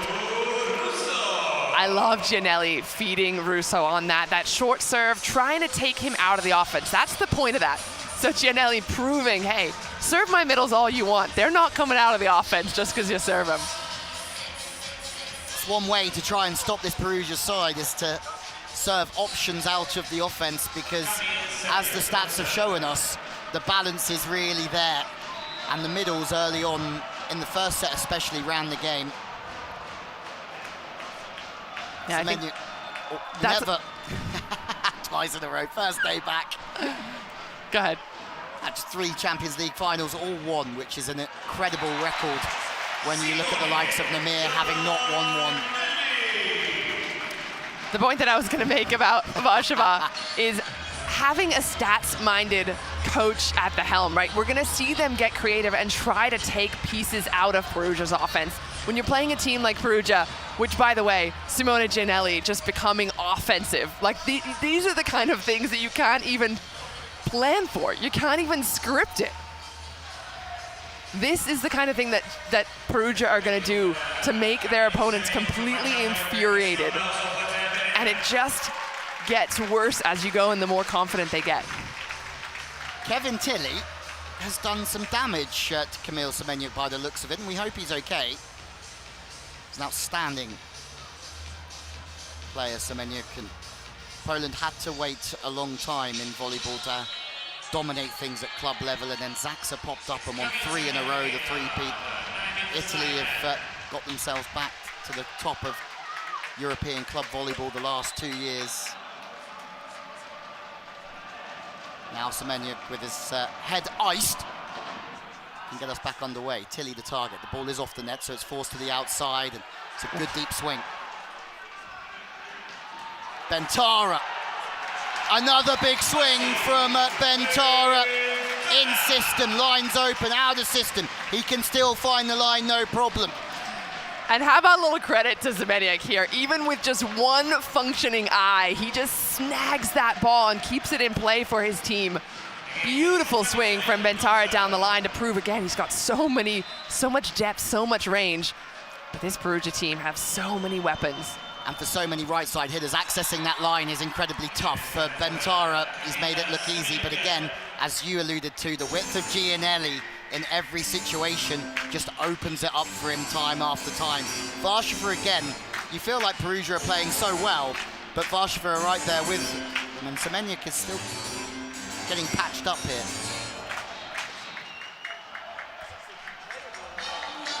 That won't be the first time. He's taking a rough one to the face. He's used to it. Just rub a little dirt on it. He'll be fine. I've seen people arrested for less. Service incoming. Pass again from Perugia. You cannot fault the way they've passed, and that opens up the offense. It's another one-on-one for Bentara. And it's not shocking that Warsaw have dialed in on Semeniuk, recognizing that he's a little rattled right now, but he absolutely nails this pass. I mean, it could not have gone anywhere better for Giannelli. Does he take a single step off the net? I don't see it. you can't remember too many times that Perugia have been out of system. Gomluka, well, that's been left. Gomluka, maybe it hasn't. I thought initially there was a touch off the block. It looked like there might have been, but good conversation between the Perugia players if there wasn't. Oh, look at these graphics. Bing, bing, straight off the net, bouncing around. Shows how much you can trust my eyes in real time. Timeout after what was a strong start from Projekt WARSZAWA. Again, Nalepka just in there trying to fire up. Troops, you feel like it's a long way back for them if they go 2-0 down here.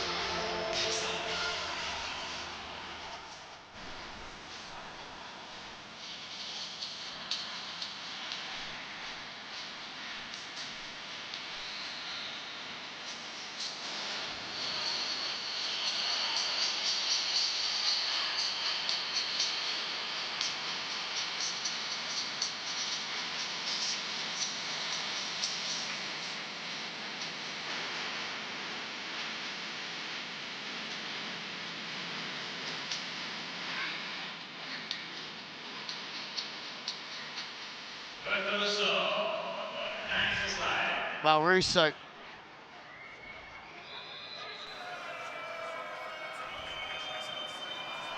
Will get us back underway after the timeout. Vatashik, who's been served a lot of the ball. Gomluka goes back into the angle, and it's an absolute hammer. And Gomluka, he's been impressive this evening. He's got the nod in front of Weber, and I think it looks like a good decision in terms of consistency out there. And again, speaking about the added value of having him as a lefty on that right side, he's finding angles that other attackers wouldn't be able to. Absolutely. Well, talking of lefties, Plotnitsky back into the action. It feels like he's had a very quiet offensive game, same as Semenyuk, but this is where WARSZAWA really start functioning well, when they have Tilly on the pipe and he can stay high and smooth. Yeah, Tilly has stepped up big time tonight, and again, filling those shoes of a player that's injured. He's going to get a lot more ball, not only front court, but back court as well, and that quick one right behind the middle is the one that'll do damage. Yeah, for WARSZAWA, when the pipe's been running, they've had a lot of success in this Champions League. Fast arm off the hands this time. It's a different swing again. Key, you're enjoying this from Bentara. You're enjoying it a lot. I mean, there's not much to be upset about if you're a Perugia fan right now, and the way Bentara is playing, especially from the backcourt right now, and he's got to make that little move over. Giannelli is giving him such a quick ball. You can tell the blockers, by the time they get there, they are already too late. The tempo of Perugia's offense won them the Champions League last year. They would love to get back to the top again this year. As you can see, back to the middle they go, and the cover is good, but they can't keep the ball alive, WARSZAWA. Big one from Lozère. Almost a commit block through the middle there. Read this so well. The ball's high enough. And Quash kind of trying to bring it back down. I think he'll be a little frustrated with himself after this swing, because when you're going up against Lozère, you have to beat him with speed and height. Don't bring it back down to his arms. Attention to connection, not quite there that time offensively from WARSZAWA. Punished, it was a good read from Lozère. They go back there again, this time Tilly on the cover. Back, Gomluka looking to go for his second point in succession. It's another good swing.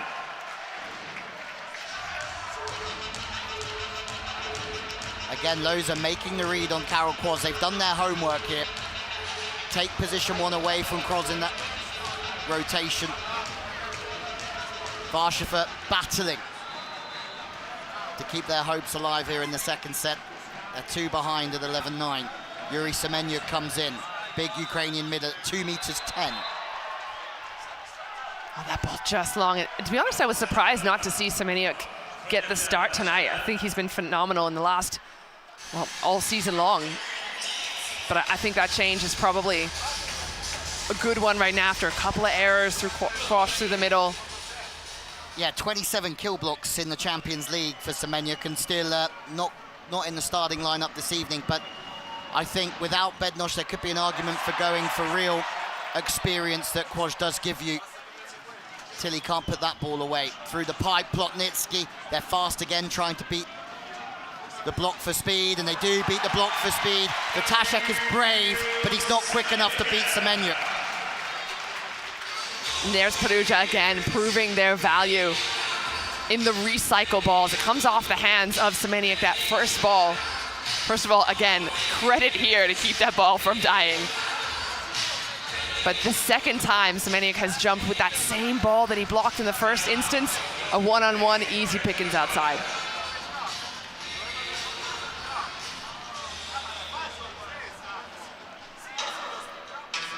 The pass has been strong this evening for Perugia.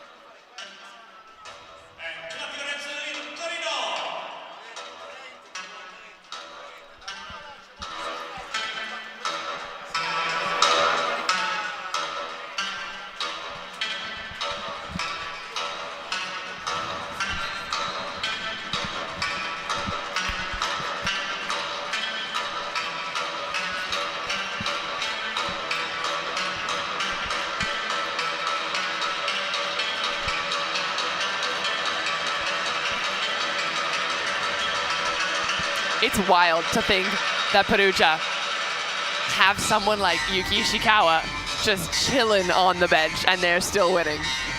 Yeah, as we said, still to be decided where he'll be next year. Will he be at Perugia? Will he go somewhere else? There's a lot of Yuki Ishikawa fans in the world that will be waiting for his next step, but he certainly has made a big impression at Perugia. And it's interesting to see. He played 7 of 8 games to this stage last year, and this time only started 3.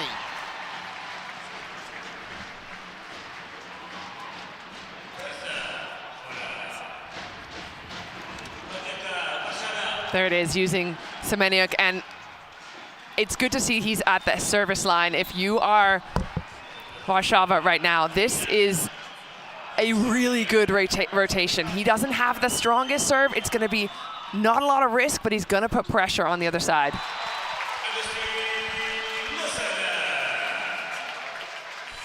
And Perugia going back to what they know, the tried and true, that connection, the Italian-Argentinian connection between Giannelli and Lozère. They've looked really good tonight.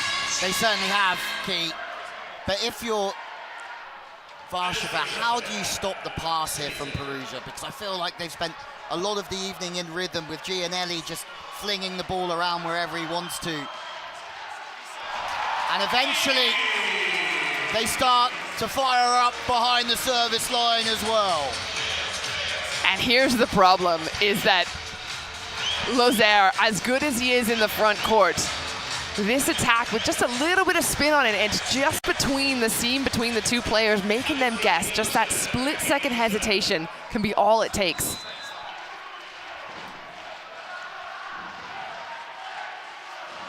Well, Lozère, the best middle blocker in the Italian league in 24. And he's had an inspired game for someone who's not been as busy in the Champions League this season as he was last year, but it doesn't matter who's on the front court. Giannelli is absolutely running the show this evening. As he often does, and again, it's the recycle plays. So here, that's a way out of system ball. Semenyuk, so clever to just push that ball into the hands, run it again. Let your team do what they are good at.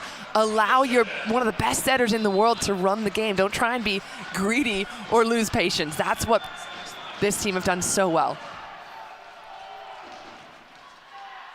Warszawa under immense pressure through the pipe, but the defense is there this time, but it's out of play. Feels like Perugia are just growing and growing more from a confidence perspective here. And they got a couple of break points in a row.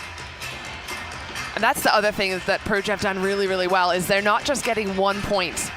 Every time one of their servers goes back, it's 2-3 points in a row, and then Warszawa having to try and play catch up.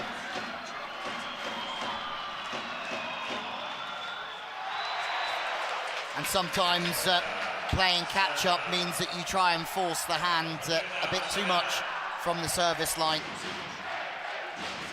6 behind is a long way back. And if Perugia go 2-0 up, it's not beat around the bush here, it's a mountain to climb. Fished at position 6. Tilly, the target to the inside, just steps in, takes that left seam and round the back. Step in the right direction, Kia, but from the service line, feel like they have to build more pressure if they're going to get themselves back into this set. Well, I think that's what Warsaw have been trying to do, and that's why you're seeing a few more errors creep in. It's always that risk-reward ratio. How much do you put more heat on the serve without making the error? Brandon Coppers is in, the Canadian. He was at Zaxa between 2018 and 19. Comes in onto the outside, but Bentara is a man that cannot be stopped.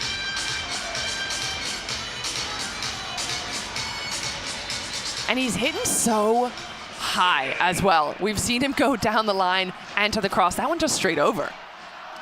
Big crossbody swing, and there's an ace. Perugia running away with his second set. Semeniuk, who took one on the nose earlier on, mixes up the short serve and catches Warsaw.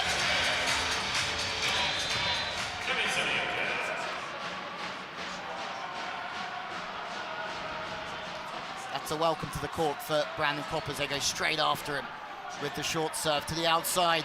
And there's a hitting error eventually from Plotnitsky. Perugia haven't given Warsaw anything in this set. Maybe that's the first time.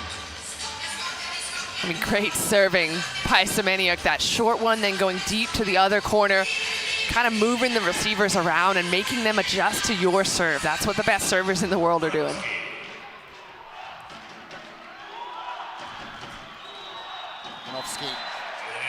Again, Warsaw trying to find some fire from somewhere. I think this is where the frustration might start to creep in. Is that when you say take some risk from the service line, you don't necessarily mean just serve harder. You mean serve short, serve seams, serve a deep corner, and I think Warsaw are trying to just hit harder when they serve, which isn't necessarily working, but that might work.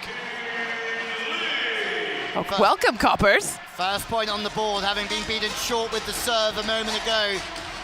Looks in rhythm here.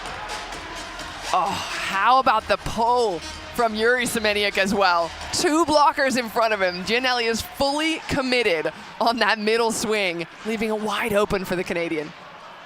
Yeah, he'll take that, Coppers, and he'll take that as well. What an introduction. Coppers and Semeniuk, both off the bench this evening, have made a difference. That's what you need. A couple of spark plugs could go a long way here against Perugia.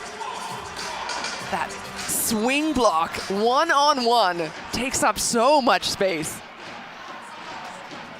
202, Coppers. It's the first time they've had any success blocking through that right side this evening. And it's going to force Bentara to go higher. And maybe there's a problem here for Bentara. He's landing and he's limping.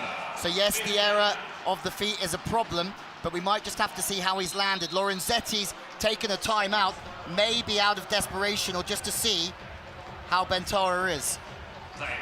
Well, good work on the serve to get him playing, but you're exactly right. He's limping a little bit. Definitely taking the timeout for that. Now, let's see what Lorenzetti does here and see how Bentara is post-timeout.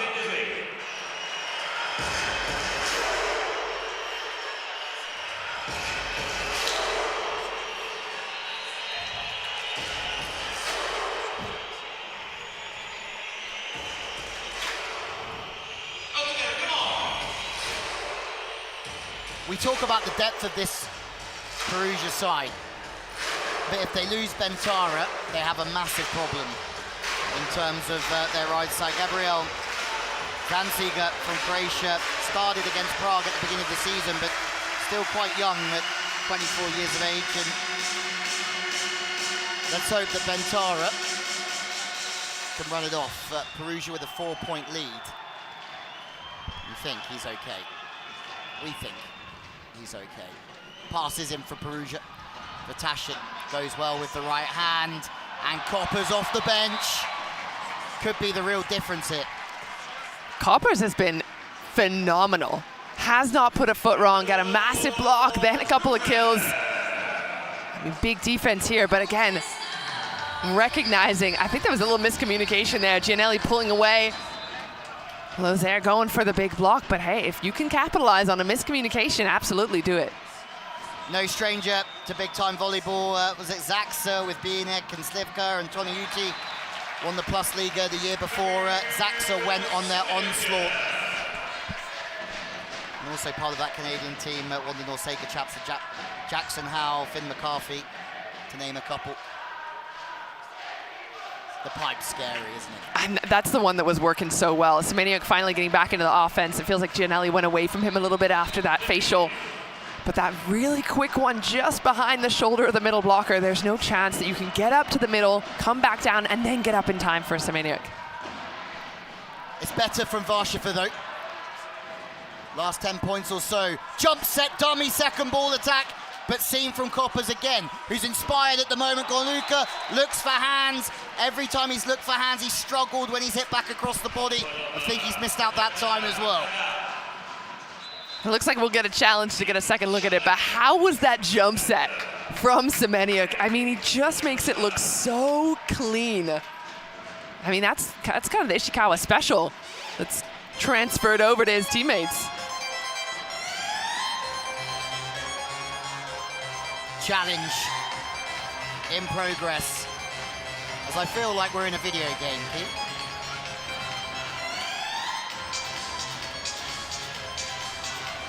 Video game, dance party, rave, / volleyball tournament. It's all happening here. That couldn't be much closer. It was a lot closer than I originally suspected. I like the idea there, right? You have to go up high and hard against the fingertips, so there's really not much you can do. And you can see Tilly saying, well done, great swing, unlucky. Couldn't have done much more. But now they have to plug in on the pass. Giannelli. That could have been the point. Warszawa needed that to close the gap. We're now back up to 5 points in it. Just speeds up the arm. Koppers again with a perfect pass. Tilly on the pipe. And you feel that Koppers coming in has certainly given Warsaw a lift and also makes the blockers think about him on the front court more. And they're still, I mean, they're targeting him in the reception. But that kind of opens up Tilly, right? Tilly was having to take a lot of the receptive load earlier on in this match. Now he can free himself up for offense. And the way that Warsaw have been working is that when Bednarz is cooking on the front court, you have Tilly on the pipe and vice versa. If Koppers is cooking and starting to take the blockers' attention, Tilly will come back into this game on the back court. But Perugia again. And here's what Perugia are doing really well. You see it from that angle, is that Giannelli has he pulls two hitters basically in one line. One's back court, one's front court. So the blockers don't know if that ball is going to be set to the middle or to the back.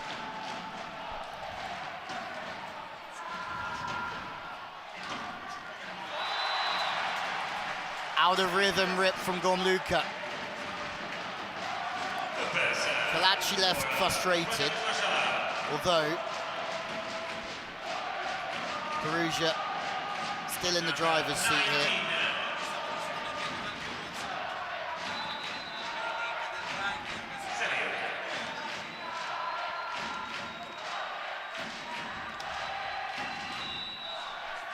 Kalachi passes off the net. There is no middle attack this time, but on the outside, Semeniuk looks for hands, gets hands, and it shows that for one of the first times of this game, Perugia have brought the ball off the net, then they can go out of rhythm to the outside and boom.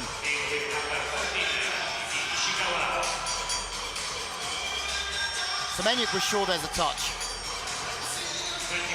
Semeniuk got the touch in the end. And when they are out of system, they can feed the outsides and they'll score all day long. Ishikawa in, serving to put Perugia 2-0 up here. Ville has a little look before trying to force the middle. It's a good set. Perugia, first swing to go 2-0 up here. One of the first tips of the game we've seen. Tilly tipping back with a vengeance. Warsaw, hang on. You know, the set might not end up going Warszawa's way, but this is such a good sign that they're able to run Tilly on those plays. And again, we talk about him being one of those more experienced players. He loves an out-of-system play that he can just throw something on. That's the craftiness that he's been known for in his career. A very French-style play, a very Plus-Liga-style play. Siding out now, Perugia. Kalachi off the net again. It's a good set, it's a long set to Semenyuk.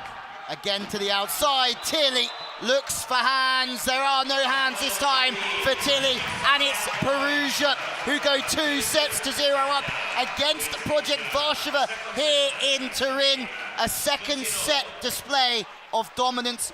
Have we got a challenge? Of course we got a challenge, Keith. This is the second time that a set has ended, but a challenge has been taken on it. I don't think I see that on the block. There's not a touch from where I'm standing, but I like the mental games that Coach Lett is playing against Perugia. Don't give him a chance to celebrate. Don't give him a chance to huddle up and run off the court enthusiastic. You kind of just dull that momentum a little bit. Gives you a bit more of an edge heading into the next set.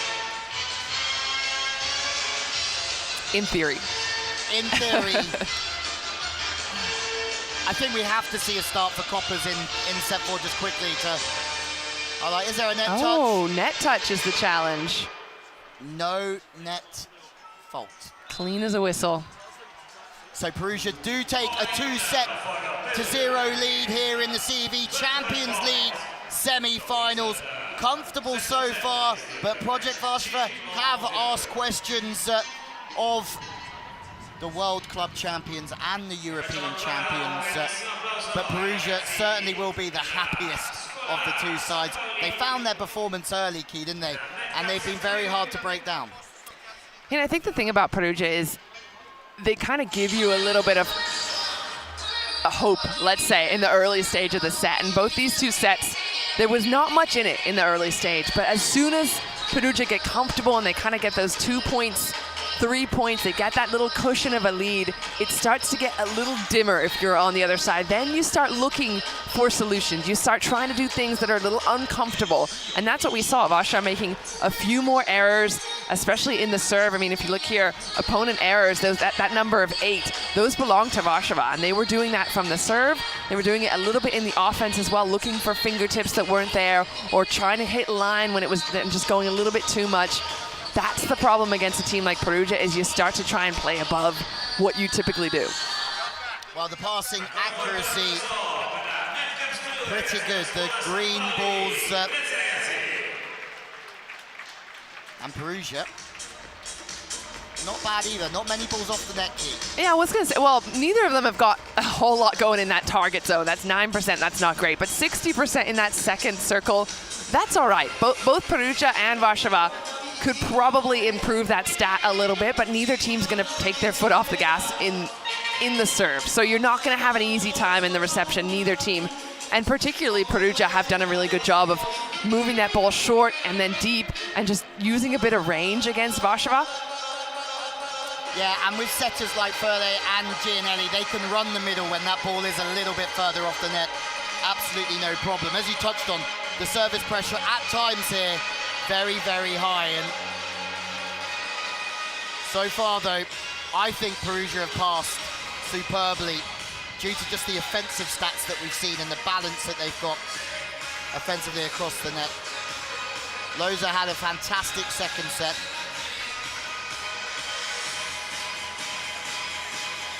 WARSZAWA have it all to do for a spot in the Champions League final.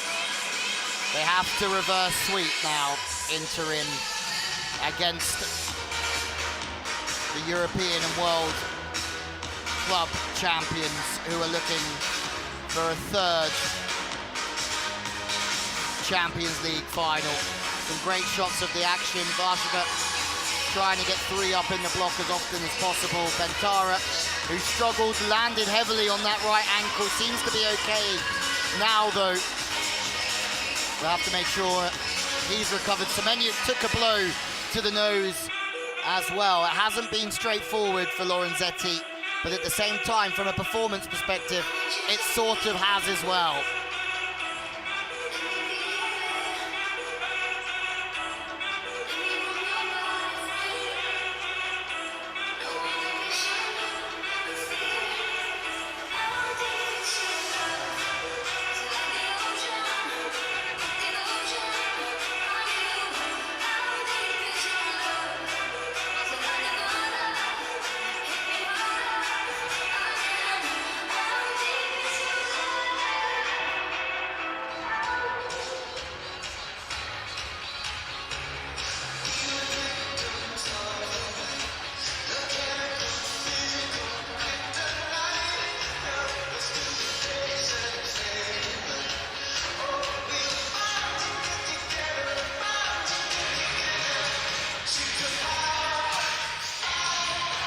Some great shots of a perfect Perugia performance so far, but if there's one thing we've learned about this Warsaw side, they're very, very good when their backs are up against the wall. In the hotel this week, a lot of the players have repeated that message.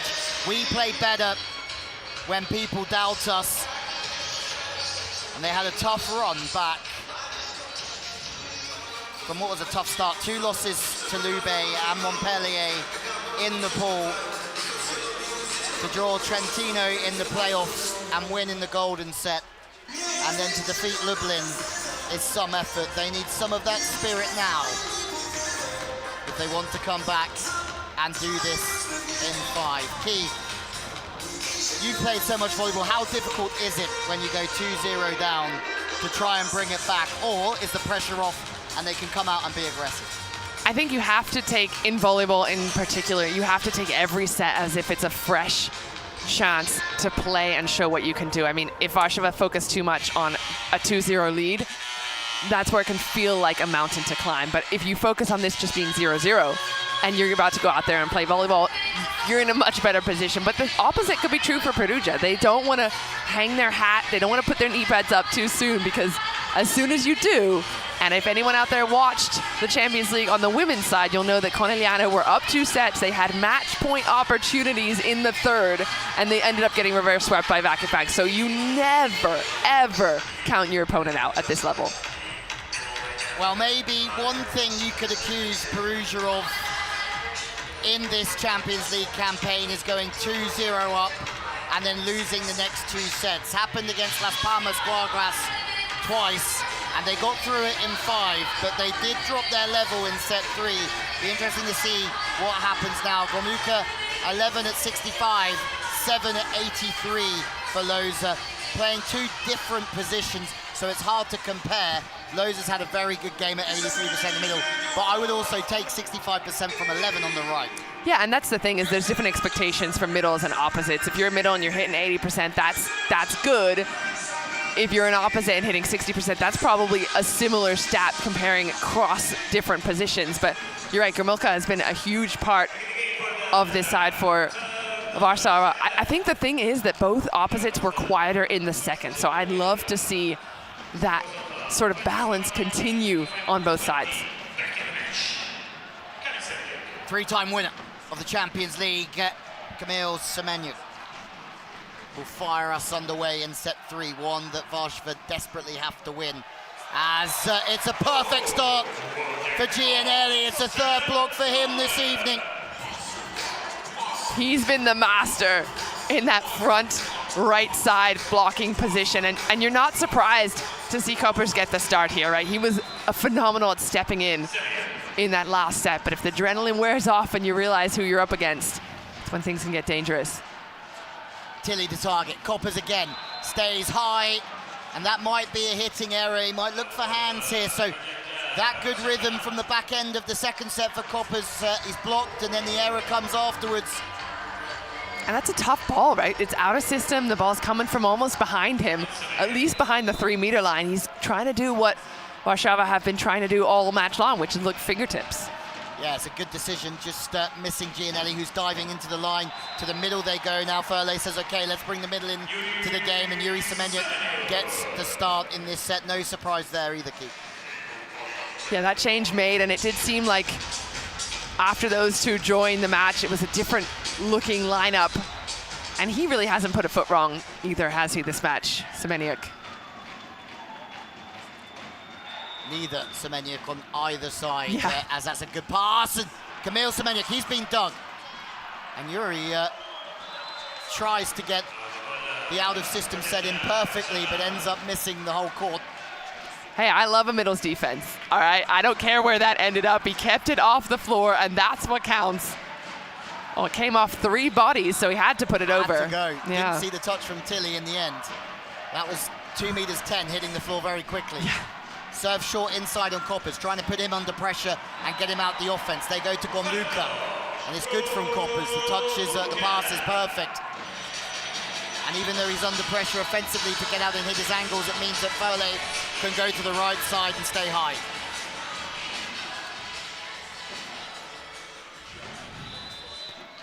Yeah, they'll need to get offensive here. Aggressive from the service line, but mitigating risk. That's what Warsaw need. Well, Perugia are off the net. It's wonderful feat from Giannelli to bring Bentara into that situation and to still unlock the opposite is superb. If Warsaw can put a couple of points in a row, back to back, that's what they need here. And this is a good serve to get Giannelli off the net. They've done their job from the service line. The blockers are in a good position. But again, how do you defend against that? If your blockers are up and your defense is in one place, it's coming from arm to floor so quickly.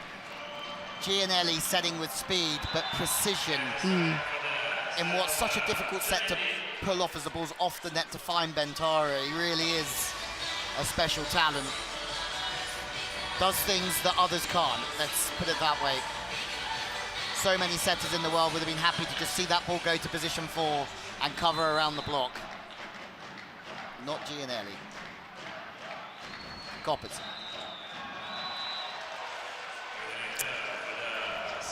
That's an unlucky miss, and he'll know it himself as well.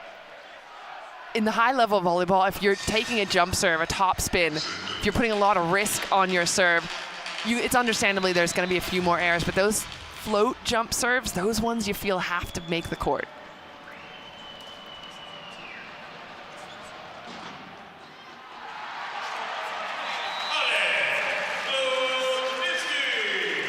Perugia refuse to take their foot off of the gas. It's Plotnitsky.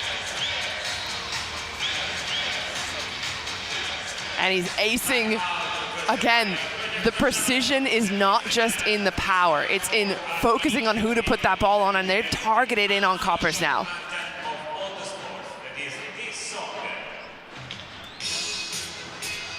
Well, timeout taken, Warsaw.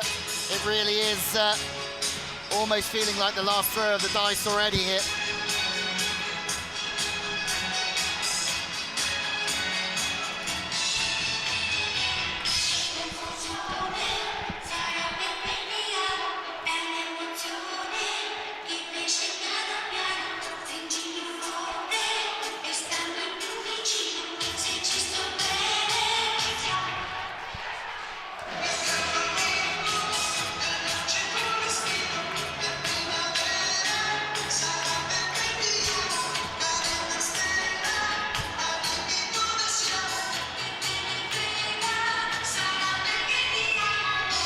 The entire stadium starting to sing Sarà perché ti amo. Why not?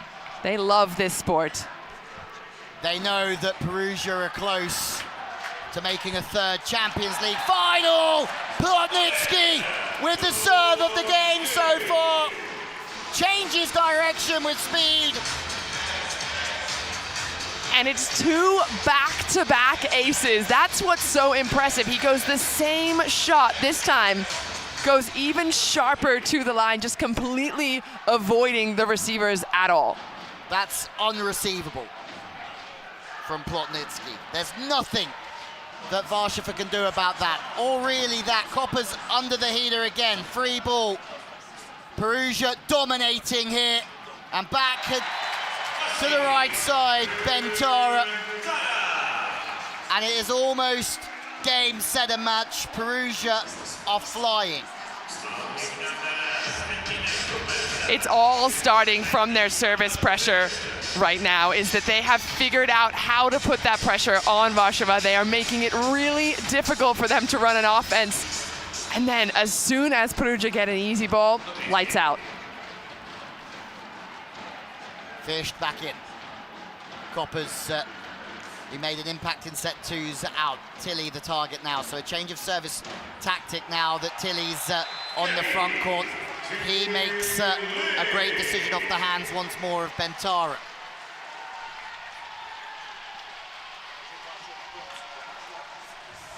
Warsaw right now need to keep their patience. I want to see them swinging off of hands. We talked about how they've been going for some fingertips, but if the ball's not there, perhaps a softer swing into the block, recycle it, go again. Pass is good from Perugia. And this is the problem. The service pressure putting Warsaw under immense pressure. but the pass is so good here from Perugia, and they can strike straight back. And even this ball, which is not a perfect connection, Lozère expecting a little closer, Giannelli giving him a little bit of push, but the reaction by Lozère to continue, and perhaps that is on purpose, I don't know, that beats the block, but it looks like it's not on purpose, and they're at that level though. Lozère, best middle blocker in the VNL in 2023. Gormuka on that right side. He's been impressive this evening, Gormuka, especially going into that cross-court angle. He's got a couple of variations, beats Semenyuk. Beautiful first contact. And you can see that Russo's been fed up the river. He is gone with Semenyuk. He's expecting that big swing through the middle, which Warsaw have now established, and that's what opens up the block. Set against the flow, and again, Giannelli forcing the middle when the blockers don't think it's going in that direction. There's a bump set this time that's accurate for Semenyuk to swing away. Again, Gormuka goes to the line. Kalachi's there. Can't remember too much defensive issues for Kalachi this evening. Giannelli has a little look, goes back to the right side. Batashek is there Furley. You don't see him go with the third touch. Bump set to the middle, and guess who's waiting? It's a great read from Yuri Semenyuk. The Warszawa fans will be so happy with that one. We're calling it a monster block, but it's just a read, an excellent, as you mentioned, making that move early, recognizing that this is gonna be, I mean, to even expect that to be a bump set from Giannelli, you have to have such court awareness. Giannelli off the net again this time. His hands are forced to the outside. As are Furley's, and Tilly is shut down this time. Russo gets across. Well, that is a monster block. Russo has one of the longest reaches on the court. Watch his inside arm. He is there so early. That ball's out of system. He knows he can get there, close it up hip to hip, but it's the inside arm, that finish, that allows him to cause so much damage. That ball's going straight through the floor.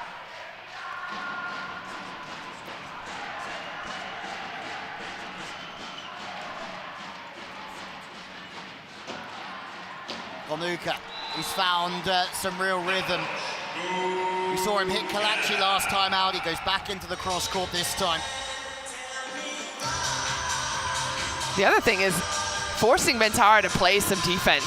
Like, that's got to be a strategy here. Your opposite is never going to be the best defender on the court.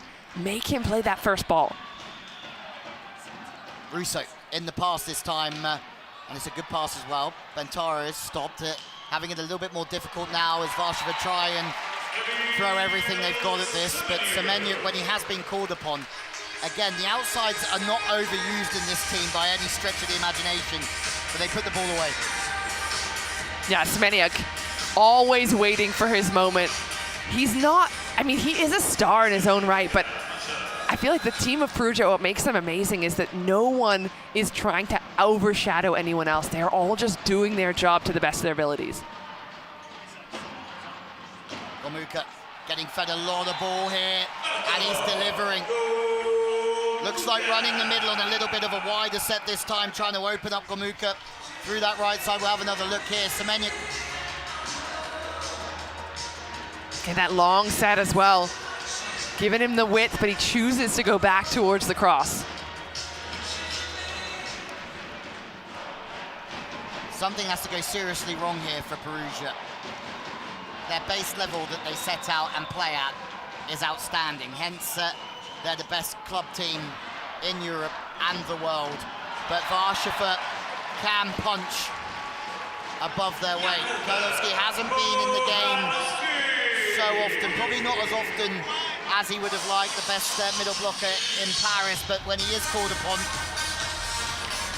And this rotation is a good one for Warsaw. I mentioned it, Yuri Semenyuk in their last match against Lublin. He only had one ace, one error, but he stays on the service line for 21 serves. He's gonna just force Perugia to play. Serving at a height of 210, making it difficult. And that is blocked out on Krowanowski. They can't quite get the rub of the green here, Warsaw.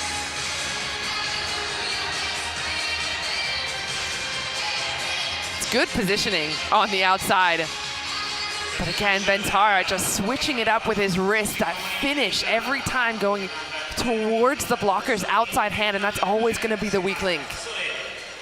Well, in comes the Argentinian middle blocker, Bastian Solek. Four-time Serie A winner now. To the middle, it's a good dig. And Tara is there, but Plotnitsky fast with the arm, happy to go off the hands. Giannelli! We've seen him play defense, we've seen him serve, we've seen him block, and then Bosch. We see him put the ball away as well. And what's wild is it's not even the first time in the match. Get yourself a setter that is so offensive that there's no chance you see that coming. Even if you know it's coming, even if you've scouted him, you've seen it a million times, surprises you every time. Another short serve. Tashik is there. But block from Loza. The Argentinian connection fires up once more. Sole serving, Loza and Plotnitsky in the block. It's Plotnitsky that gets it. And it's not a bad idea, this matchup, height-wise, against Plotnitsky. You'd think the favor would be for Warszawa, but he does such a good job of penetrating the net there, even though that ball almost goes through his arms. Short serve, working really well on Vatashik. Fired through from Vesht.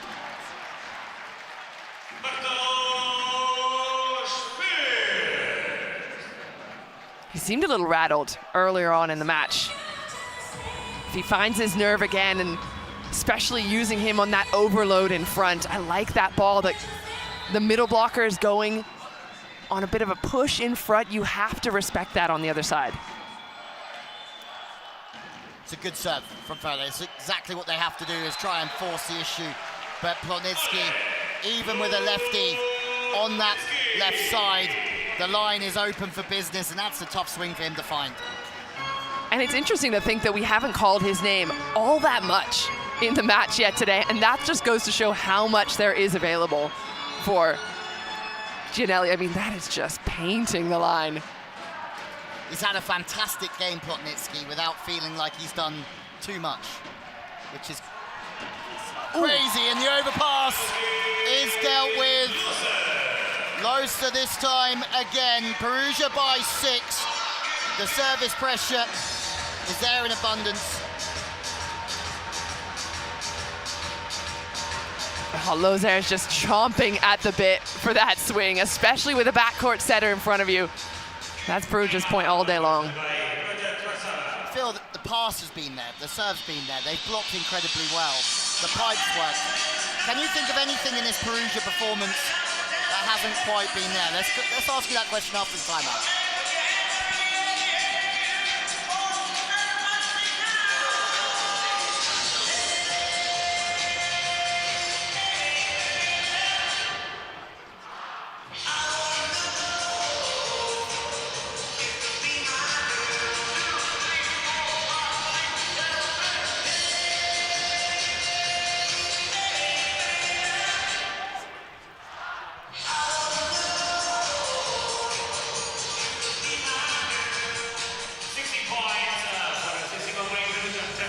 Well, 16-10, it's looking a little dismal, I have to say, if you're Warszawa. There's a mountain to climb.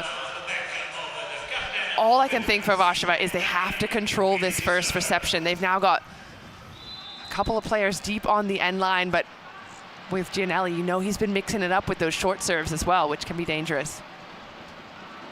You think about Giannelli, Plotnitsky, Bentara, the service pressure they have in their roster. They really have got everything. And I think my first question to whoever wins this, well, when Perugia do win this game, is was there any weaknesses out there? I think that's what you get with a high-level team, right? They are forcing Warszawa to do something that is a little outside of themselves, with the service pressure, with the service variation as well, and then with their block, which has been phenomenal. Right now, Warszawa have to look for solutions. They're not able to do what's just been working for them all season long. Minimal errors, maximum pressure. Lorenzetti, I'm sure, will be delighted. Oh! Hang on. They need something to go their way here. That, you're exactly right, needed to go Warszawa's way. They didn't even look convinced of it. There have been so many throwaway challenges from Warszawa's side that they almost didn't even believe it. I don't think anyone believed it. I have a feeling that was the one that nobody was expecting. Kamil Nalepka, he knew. He saw it. Fished.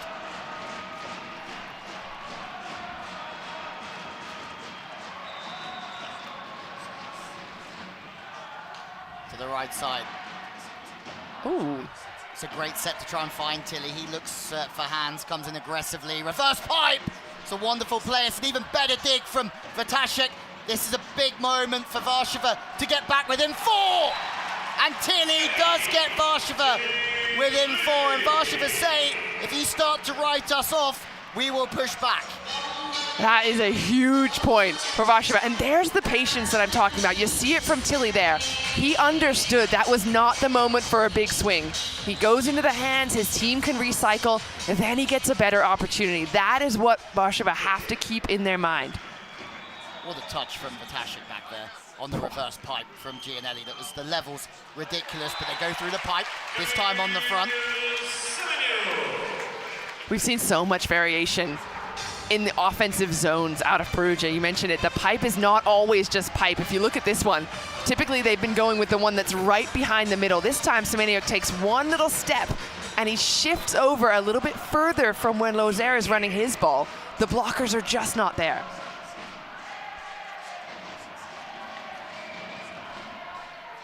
Short serve.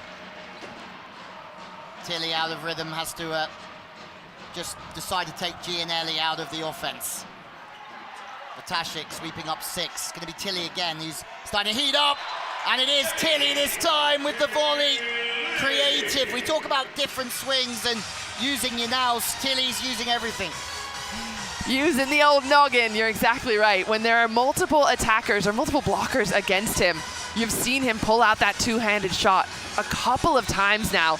And Lozère caught in between. Do I block? Do I pull down? Do I set it? Crafty Frenchman again.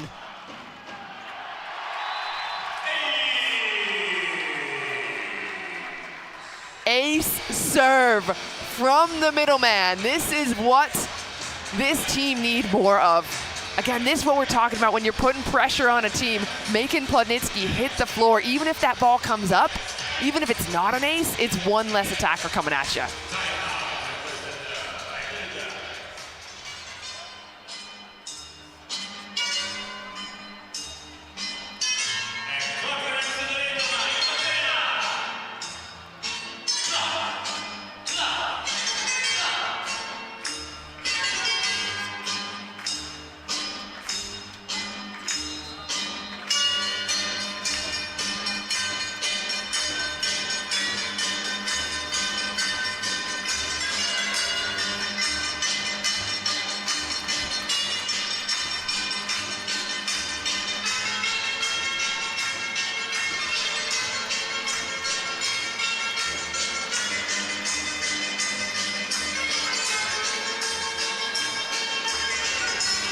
Well, the top scorers of the CV Champions League, Bentara is at it again. But this is a big rotation for Warszawa. Kołanowski holds nothing back after the timeout, takes no pace off of the ball. This is a massive opportunity to get back to 2.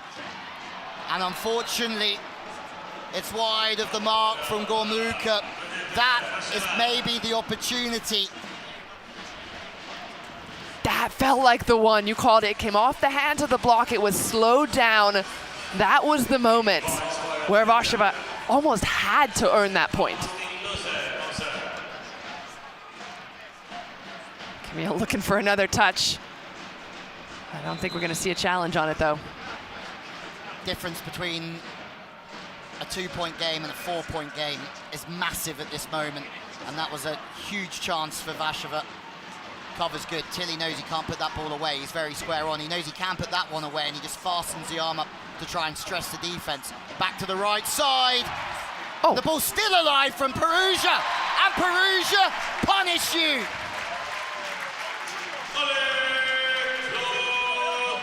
We're going to have to see this again, because to the naked eye, I was pretty sure that ball was down, but let's have a go. It's a beautiful serve again, causing so much frustration.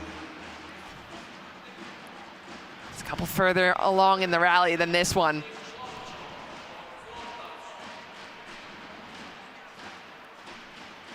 There's the swing.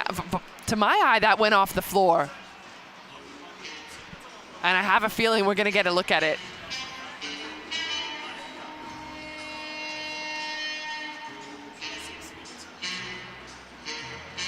Yeah, that's floor all day long. So the instincts was right. Our spidey senses were tingling up here in the booth. We thought it was down, and then it got put away. It would have been cool, though. If that wasn't up, that would have been an epic play.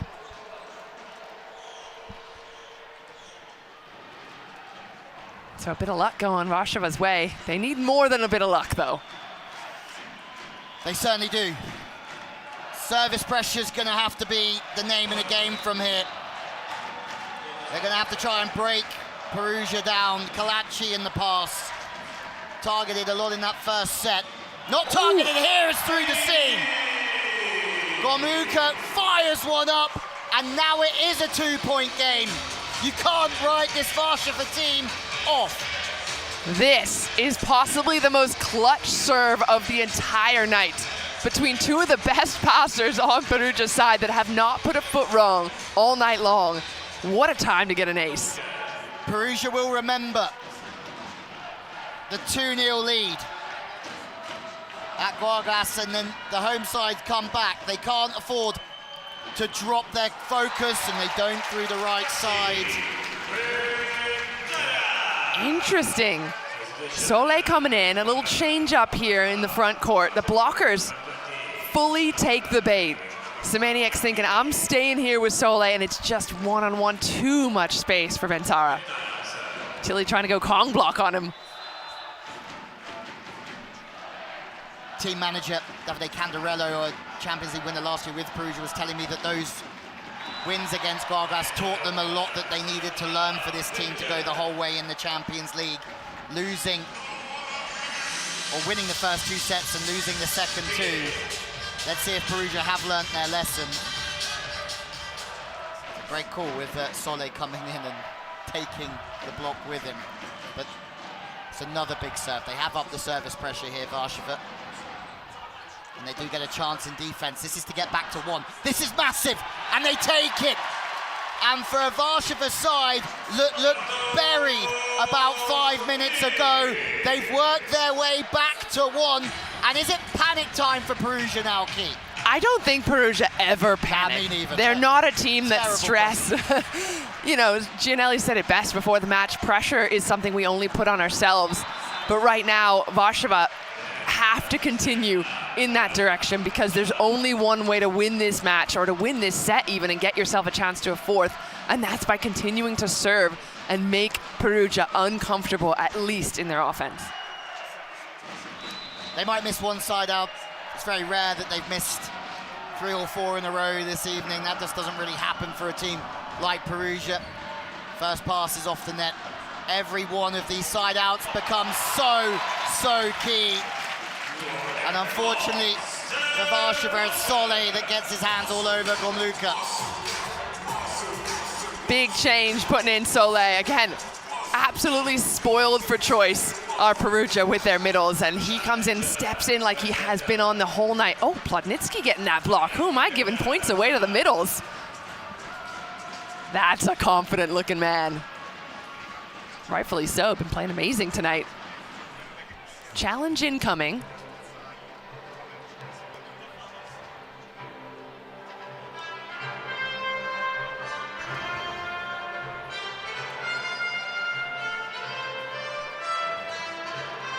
Net touch is the request, and I don't think, based on the look that Ole had after that block, I don't think he was anywhere near the net. Warszawa is wrong, says the graphic. I love that graphic. Let him know. I probably need one of those in my life. Yeah. Louis was wrong. Louis, you're wrong. Granted. That never happens to me, so I just wouldn't even know. Wouldn't even know what it's like. They're only 4 away now for Perugia, and I think this has been the perfect start for them in this Final Four. It's been pretty comfortable. There is one off the hands. Fersht has come back in, and he's been better for that little rest. Yeah, maybe it was just a little bit of butterflies, nervousness. He's kind of come back and realized, hey, it's really just now or never. We have done this all season long. We got ourselves in this position.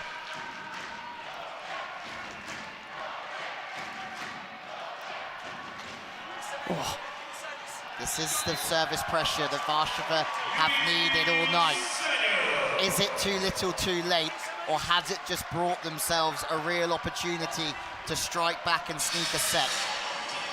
Huge time to get an ace, and what a little spinner as well from Semenya, getting Kalachi on the floor. If you can ace your libero, you're doing something well. Back to within 1. They certainly are back within 1. Bentara could be the target, back to the middle, there is a touch. But Giannelli again, happy to bring Sole off the bench and just run him. And that's what's wild, is that was probably exactly on the scouting report, is that if Sole comes in, follow him, because that's what the blockers have been doing. But that's exactly what Giannelli will recognize is the scouting report against him, and he goes the opposite when he first came in. Pass is excellent. No way past for Warsaw. Plotnitsky has had a great game, but a quiet game. Kołanovski on the back set. Furley, what a ball that is. We're seeing the best of Warsaw at the back end of set 3. Big moment to get a touch off the block. It slowed down just enough that the team can run again. And again, Kołanovski, we haven't seen a whole lot of him offensively tonight. What a time to run him in an out-of-system, kind of awkward transition play. Get your middle going. Another break would make Kamil Nalepka delighted. There is a chance. Tilly at 6. To the outside. Fersht. Kalachi diving away. Has the ball gone down? Yes. And have a look at Warsaw now. Their togetherness is starting to show, and it's shining. Tying themselves up right here in the late stages of this third and perhaps deciding set. I mean, they've been doing such a good job, especially from the service line. That's been the difference for me. Timeout requested by Sir Sicoma Monini PERUGIA and now Torino. Clap your hands.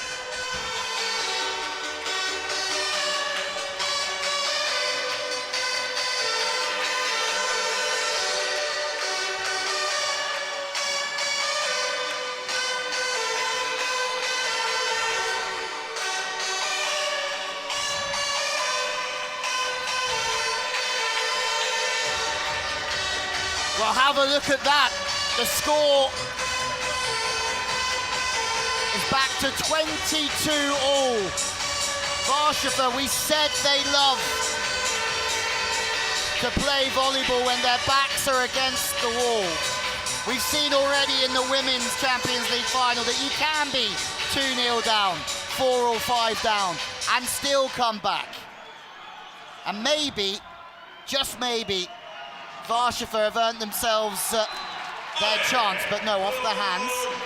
And this is the calmness that Perugia play with, and this is why they're Perugia. Yeah, one of the best teams in the world for good reason. Under pressure, they don't look rattled. Especially Giannelli just feeding with such precision every time he sets any position on the court.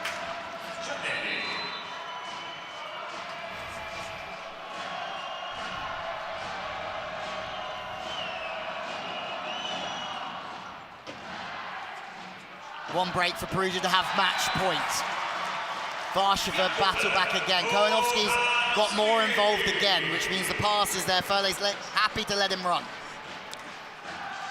Yeah, and that looked like Giannelli taking a little bit of heat off of his serve, and his face might show a little bit of regret there because he knows that that means Kołanovski can be involved. And when he is, He's got such beautiful angles away from the block.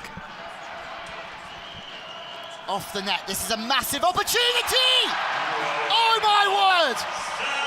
Warszawa strike Perugia again! The set point, smash and grab! Did anyone see this coming? I was gonna say, I think earlier on in the set, we said something like when Perugia win the set, but that is not the team. Warszawa will not give up. They certainly haven't. And it's to the outside, the ball is off the net. The touch is there, Wataszek! Off the hands from Tilly. Perugia have to score here. And they do. Wazim Bentara stays calm. What a rally. Now we're cooking. It's taken a couple of sets for this game to get going. What a touch from Wataszek. I was gonna say, if you were just chilling, watching this match up until this point, you can pick your jaw back up off the floor, because now, for the chance for this to come down to just 2 points is phenomenal.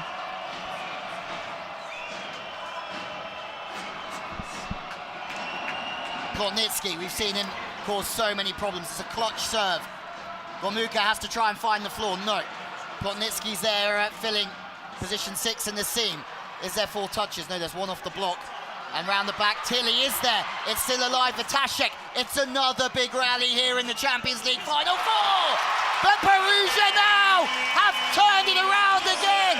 Loza puts it away. Perugia have match point for a place in their 3rd Champions League final.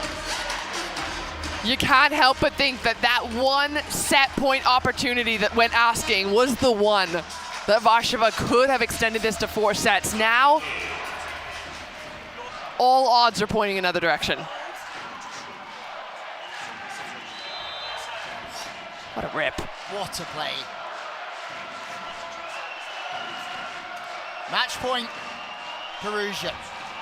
Plotnitsky again! Oleg Plotnitsky has changed the game for Perugia. And they go through to the CLV Champions League final. My word, Oleg Plotnitsky, take a bow. Big teams show up in big moments, and when you have players like Plotnitsky on your court, that is what you expect, and that's what you get. What a moment. An ace serve in absolute clutch time for Plotnitsky. You couldn't have scripted it. Heartbreaking scenes for the team. On the other side, Warszawa putting everything they had into the last few points of that match. And you couldn't help but feel they had a chance. It was in their fingertips, and they just couldn't close it.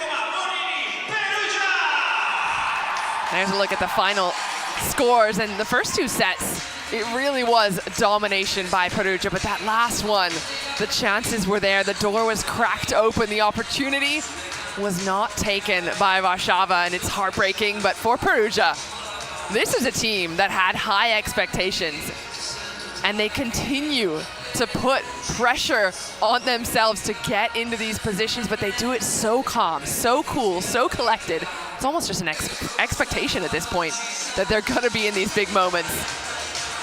So to see Perugia ready to defend their title tomorrow, what a scene here in Italy.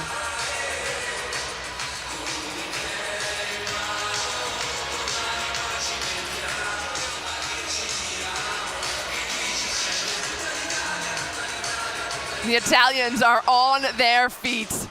Perugia have proven once again why they are the team to beat.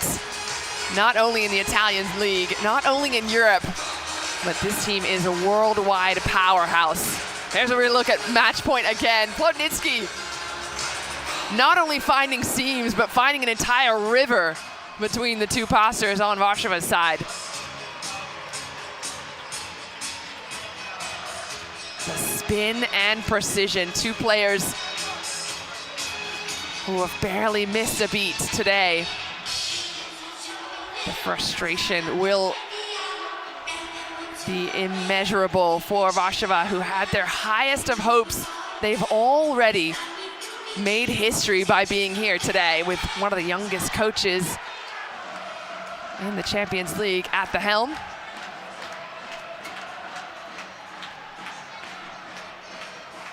There are the scenes as the streamers rolling down your screen. Perugia have done it. They are into the final. And Simone Giannelli, he's done with the photos. He said, we've gotten exactly what we wanted out of today. And that is a big W on the board.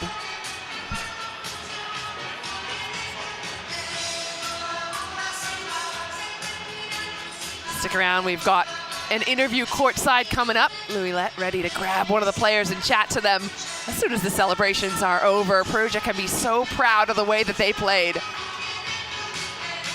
This is a team that came here to win, came here to get in the final. Here's a little look at some of the stats, and this is how it was done. Warszawa giving up a few too many errors, 16-10. Everything else, there was just a slight edge. Couple of points here and there on Perugia's side, and that was the difference. We'll have a little look at Plotnitsky's attack direction, and if that doesn't give you an idea of what you're up against when you're going up against a team like Perugia, those balls peppering every corner of the court. It is so hard to defend when you got players like that on the other side.